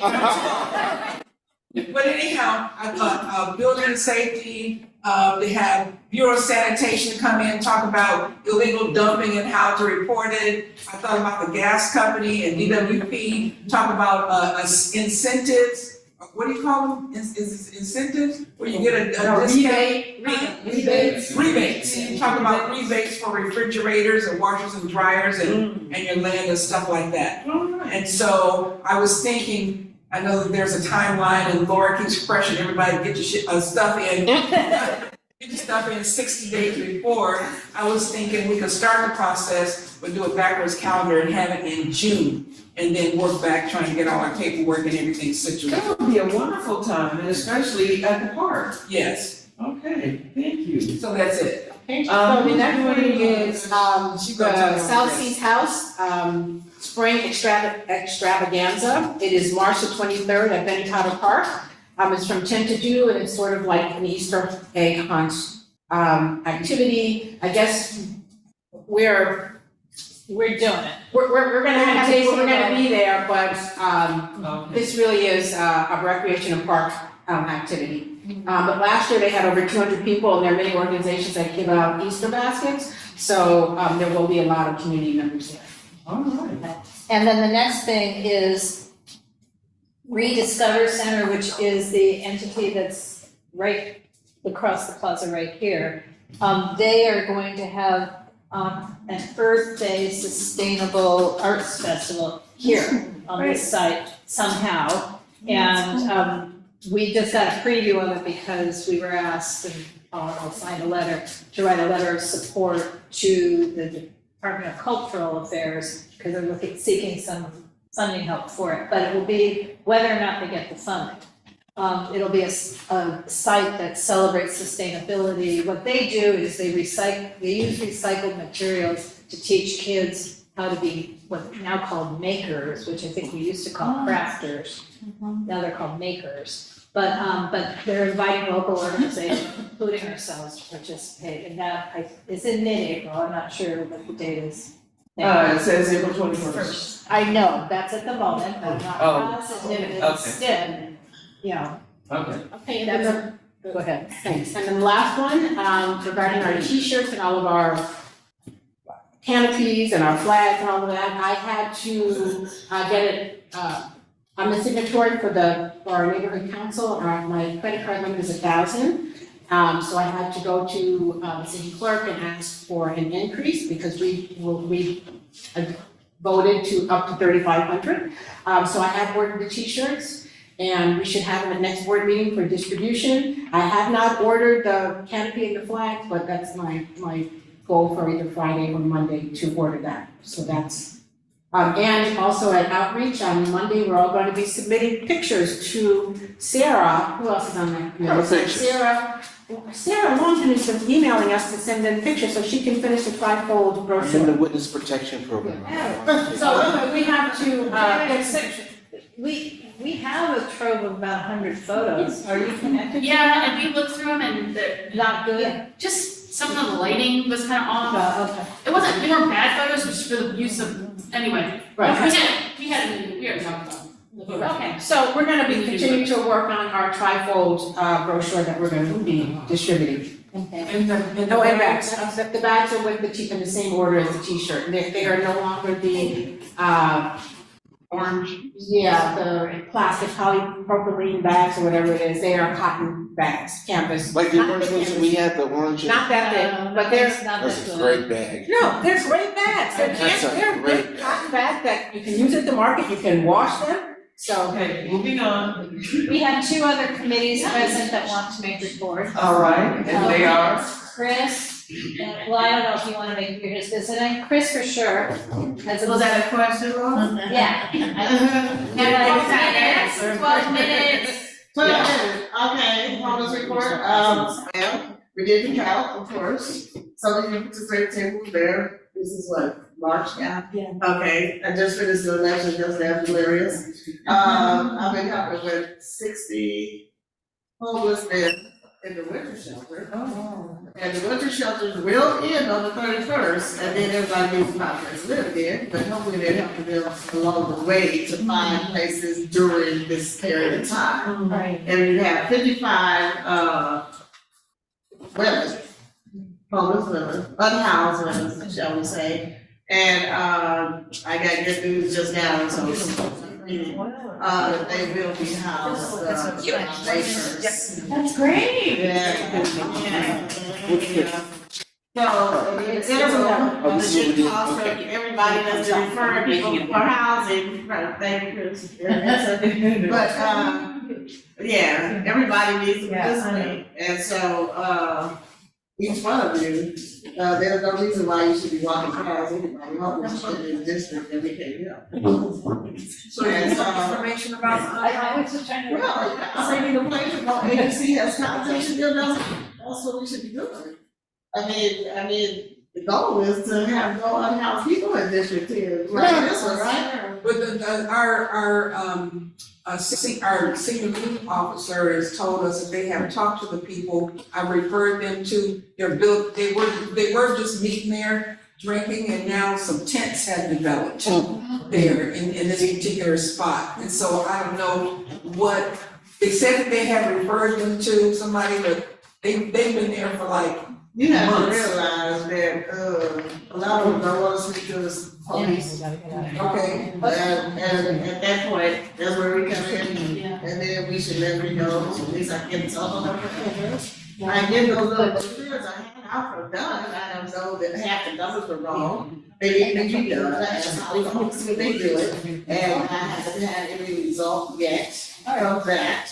So, but it needs, those cameras need to be done, because half, 3/4 of the numbers, because I called them as one of them, were not correct. oh, that's not But it's a good brochure to hand out to people, because they have all the resources, so I just changed the numbers on the game, but that's not professional. Yeah. So, but it's something. Well, can somebody come over there and hand something to them, because they have a couple of dogs, and I don't do dogs. But I try. However, You know, if anybody, never mind. Yes. Do you have any brochures with you? We need to move on, we have so much more, we gotta get. Yeah, we do. Yeah, that's all out there. I do have a question though, I don't see emails lately, I don't know why. I mean, I don't know if I need to have a picture to you, Sarah, or I am still the homeless lady, so I need to go about on the phone. I don't have any way to modify any of this. That's what I'm saying, and it's so. Tori, we'll talk about it after, we're getting, re-getting access to the email Okay. creation. Oh, okay. I'll be taking that over once I And we'll get. fix it. Okay. That's right. I don't have emails either, so I'll be. Chris has Thank agreed you, to. Tori. Chris, thank you. Chris Carlson speaking. I'm giving a report from the oil subcommittee. Today was the walkthrough of the park lands green space at the lower level of the Murphy operation. On 27? On 27th Street. We did, Laura joined us, and we did a full sweep. We want to report that everything is in good maintenance and is being well maintained.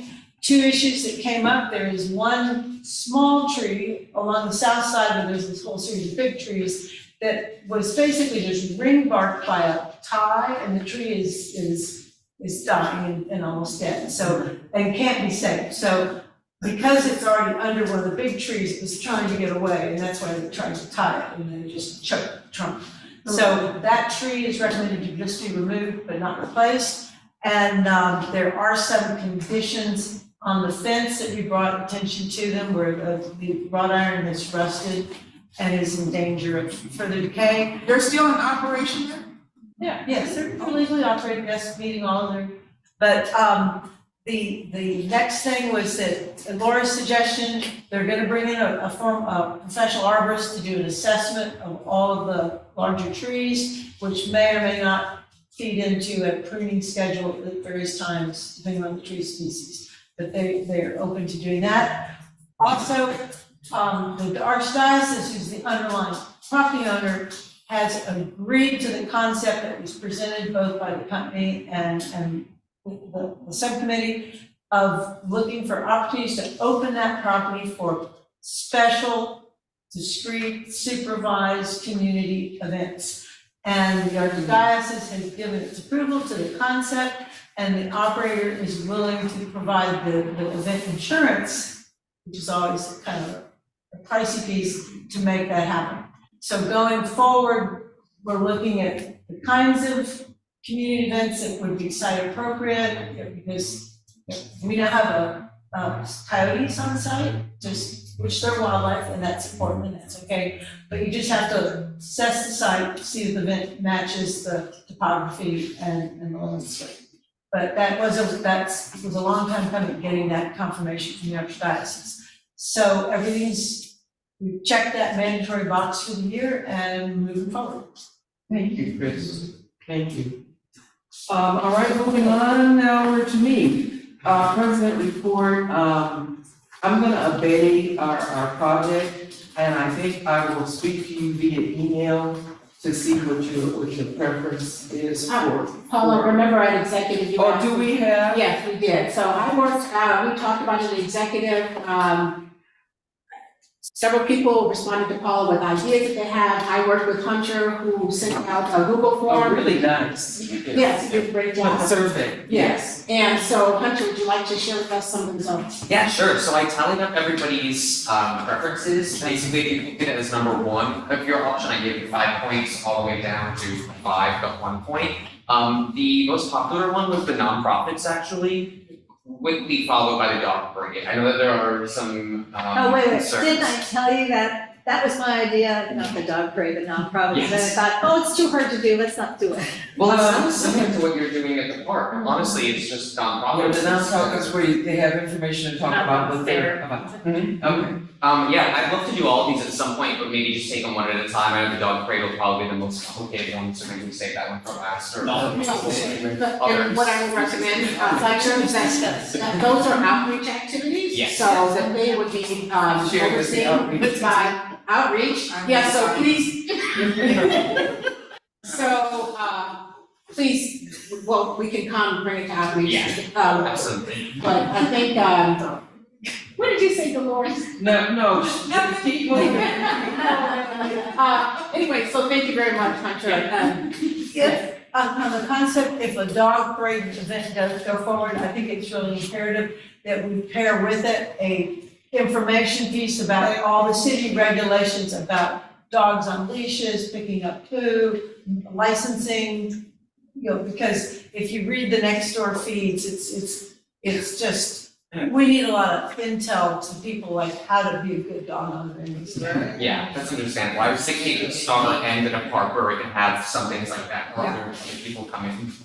And we could do it at Benny Potter Park, we can talk about this in outreach, but 25th, it's easy to block off. So we could have everybody meet like at 10th and just walk all the way down to the park with their dog, then have something. Thank you, Hunter. Thank you. He said he would do something and then he did. Okay, resolution to SB 411 is the next item on the agenda. Okay, so last month, we approved, that we're gonna move forward with SB 411. Alfonso is here to guide us through that. Yes. Laura composed the proper language, and I just have one amendment, and that would be, if everybody can see that it's highlighted in blue, there it is, Chris, that the committee chairs will inform the executive committee of their meeting preference and may select in-person, hybrid, or teleconferencing. There may be occasions when meeting in person is the best option. At Jefferson Park Safety, they used to meet at the library. They will not have teleconferencing capabilities, so that would be an in-person meeting. And there are some other examples. So other than that, this is a recommendation that we have. You want to talk about the, Okay, so. let me read the amendment, draft motion. Move to file a community impact statement for council file 23-1114 and a board resolution to authorize the use of teleconferencing for neighborhood council meetings, including board meetings and committee meetings, in accordance with the rules established by Senate Bill 411. And a subsequent motion passed by the City Council on November 1st, 2023. UNNC will continue to meet in a hybrid format. Executive officers will meet in person at the public location as is feasible. Other board members may opt to be in person or to participate via teleconferencing from a Los Angeles location, so long as less than a full quorum of the board meets in person. Committee chairs will inform the executive committee of their meeting preference and may select in-person, hybrid, or teleconferencing. The special teleconferencing rules available to Los Angeles neighborhood councils are necessary for UNNC to utilize because they may provide for increased accessibility and increased community engagement, as well as the health and safety of the participants. The resolution to be filed as a CIS to notify all Los Angeles City Council members and copies sent to Dunn and Baum. Okay, so this is a motion. I second. All right, so now we're ready for the vote. Any questions? No, Any it's discussion? executive, I can't second. Who's making the motion? Are you making? I'm making the motion. Okay. Wait a second, Hunter, you second? I second. Okay, now discussion.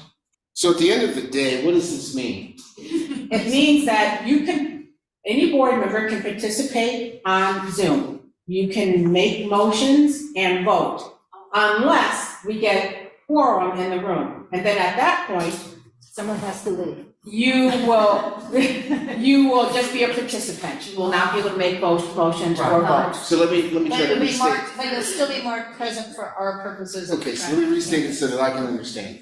If we get 13 people in this room, anyone on Zoom cannot vote. Correct. But if we do not achieve quorum, then we need to count them in order to continue the meeting. Correct. Okay. Yes. Right. Yeah. And when they are part of the meeting, they can make motions, they can vote just as if they were sitting here. And executive committee, there was a concern Laura had, it would just be one person and they would be by themselves. Because So we have to will- maintain a public location. yes. So we've created that the executive committee would always meet in person. They would be that group. So in reality, the 5 of us could be here and everybody else could be on Zoom and we could move forward with the full meeting. But we'll probably wanna know, just. Okay, so that motion, was it seconded? Yes. Okay, so we're calling for the vote. Any other Jasmine? questions? No, okay. Discuss this every meeting. The president calls for vote. Jasmine? Yes. Dolores? Yes. Hunter? Yes. Candace? Yes. Laura? Yes. Michael Soderstrom? Yes. Edward? Yes. I'm a yes. Grace? Yes. Paula? Yes. Kareem? Yes. Teresa? Yes. Michael Kimbrough? No. Overwhelmingly no. Chris? Yes. Motion passed.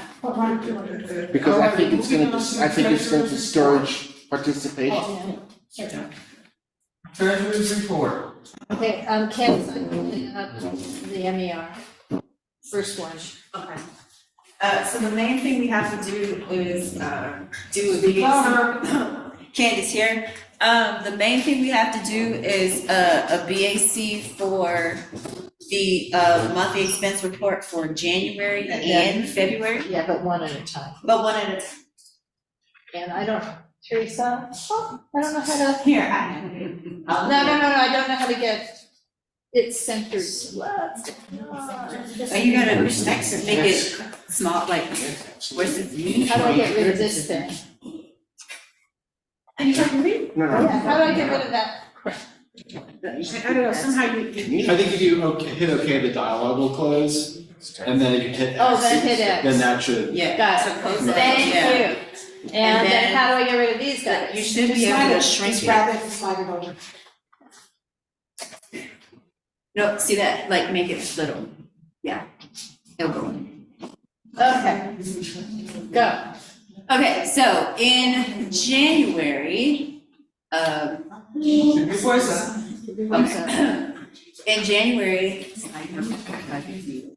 it has it listed underneath.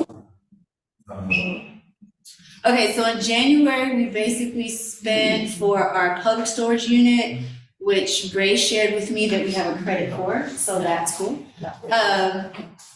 For the, and then we have the subway that we got for the homeless count event that we were able to charge. We have reimbursements for our refreshments. We paid Ann for our website upkeep. And then we also had the MPG for the architecture communities for LA. That was not approved until February, but it shows up because that's when it was submitted. And so this is what we spent money on in January, and that's that. Okay. Now I'm gonna pull up for All the. right, any thoughts, questions? Okay. So we need to do a separate BAC for January versus I February. move to approve the January MER. I'll second. Thank you. Jasmine? Dolores? Yes. Hunter? Yes. Candace? Yes. Laura? Yes. Michael Soderstrom? Yes. Edward? Yes. I'm a yes. Paula? Yes. Grace? Yes. Karine? Yes. Teresa? Yes. Michael Kimbrough? Yes. Motion passes. Okay, that was for January, now we're moving to February. Now we're moving on to February. And then in February, at the top, you see $2,000 outstanding. That was the money for the ACLA MPG, because it was a little adventure to get it approved. But again, for February, we have the public storage, we have reimbursements for refreshments. ACL finally got approved, and that is what we spent money on in February. Okay.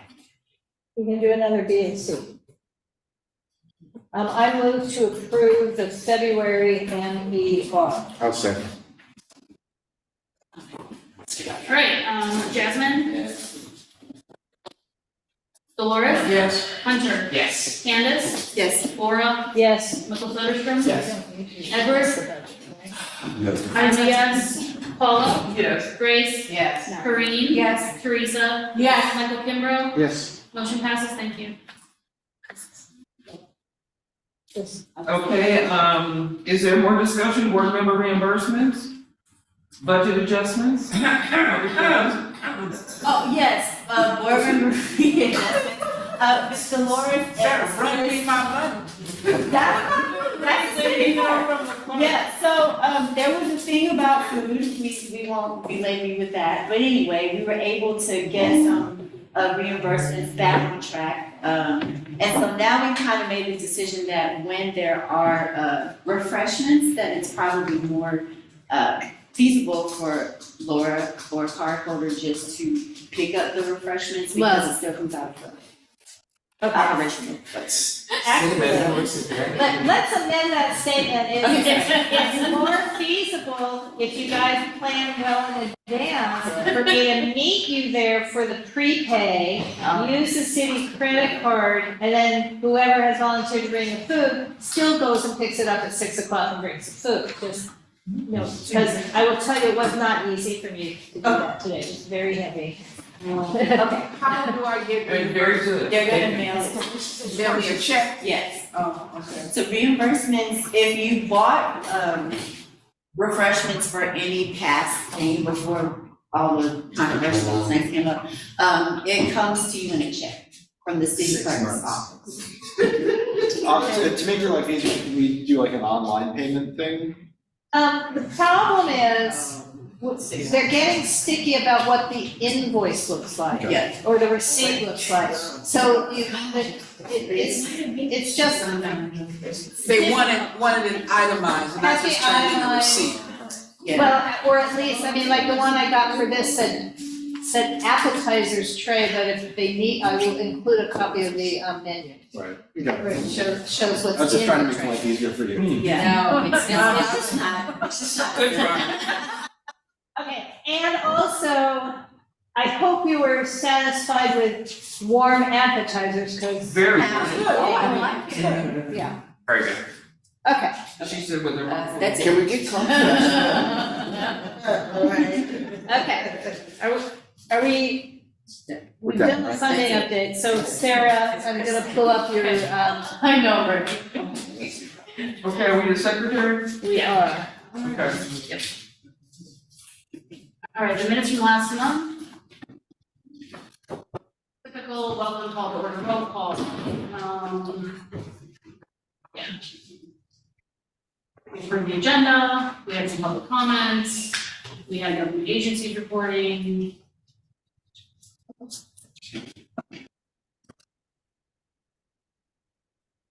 Executive committee reports.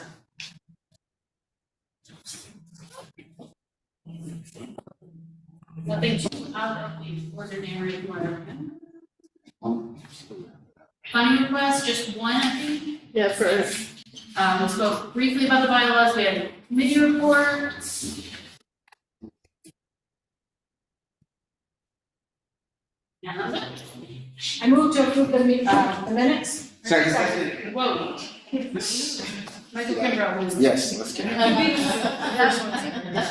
Wait, so sorry. You're gonna be short, right? You want? We didn't do roll call today, I'm not sure if that's okay or not. It's kind of an automatic because I write down everybody who's here. Cool, And okay. I have an I don't know if we have to, but. I don't think we really have, because we're calling roll every time we do the BAC. That's true, yeah. If I miss somebody, we go through. You are correct, because of the reading of the order. Thank you, Teresa. Oh, I did have a note. I will not be at the meeting next month. And assuming we're having a meeting, which I know it is a popular one, people be out of town, which I don't get a formal check anyway. But if we have a meeting and somebody's willing to. Oh, somebody has to take minutes. No, I can do the minutes from the recording. What I need though is somebody to call the votes. Oh, do the BAC. Yeah, Okay. and then I get them. Okay, Laura? yes. The training is in the packet, I can pull it up, but I will basically say, we have, at this moment in time, 1 or 2 board members who we still have to catch up on the anti-bias. And we have, I say 1 or 2 because the record keeping they're not keeping the records. Yeah, keep going. Right, and we have our ongoing issue with Cornerstone, and 2 board members who got booted out of the system, that would be Chris and King. And beyond that, everybody who is currently up to date. Yay. You know, it's a sliding rolling thing, because more people will come up. On attendance, you know, I know I promised I would give you guys an attendance report last month, and I didn't do that, and I didn't do it now. So more importantly, or equally importantly, the amended code of conduct is up and ready? No, but it's still due by June. So what they're doing though, it's no longer deemed a quote training. We will all have to go back in and look at it. And then we sign it, as it were, you know, in the portal, that it's an acknowledgement. And it was announced, let's hope this sticks, that after you acknowledge this new version, you never have to do it again. Unless you leave the board and get reelected 3 years later, then you'll have to do it again. But it won't be a every 2 years thing. Yes? I got kicked out, Cornerstone. I'm sure I everybody went else in is. to review my status as far as my training and what I had to review, and I got kicked out. They did Yeah. not accept my passwords, nothing. At the risk of sounding trite, I think you were censored.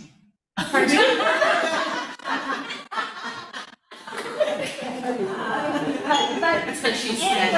Anyway, the other important thing is they added one more training.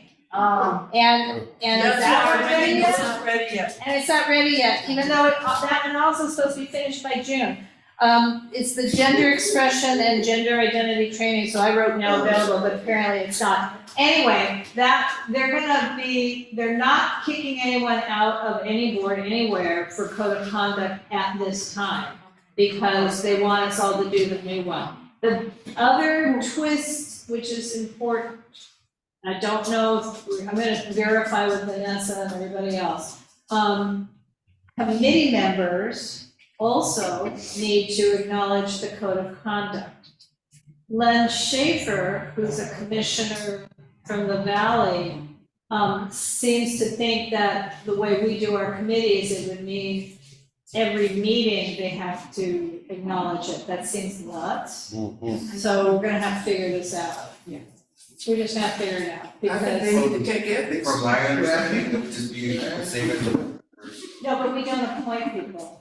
At every meeting, we appoint chairs, Yeah. and everybody else, if they are a valid stakeholder, and we check their stakeholder status, they may make motions and vote. So if they come, they go, they come, they go. So he seems to think that that's a problem. I feel we could solve the problem by having the document available in a permanent place, and we put it on our agenda. And so at the meeting, we just ask anyone, did you read it? And they need to put in chat, yes, or something to that effect. I don't know any other. Rules. Yeah, there are so many rules, But all and this the one, councils this go one's to- rather Anyway, that's my update. That's my update. I am only the messenger. I am not the person who's creating these really awful rules. Thank you, Laura. Next item, old business. None. Meeting is adjourned.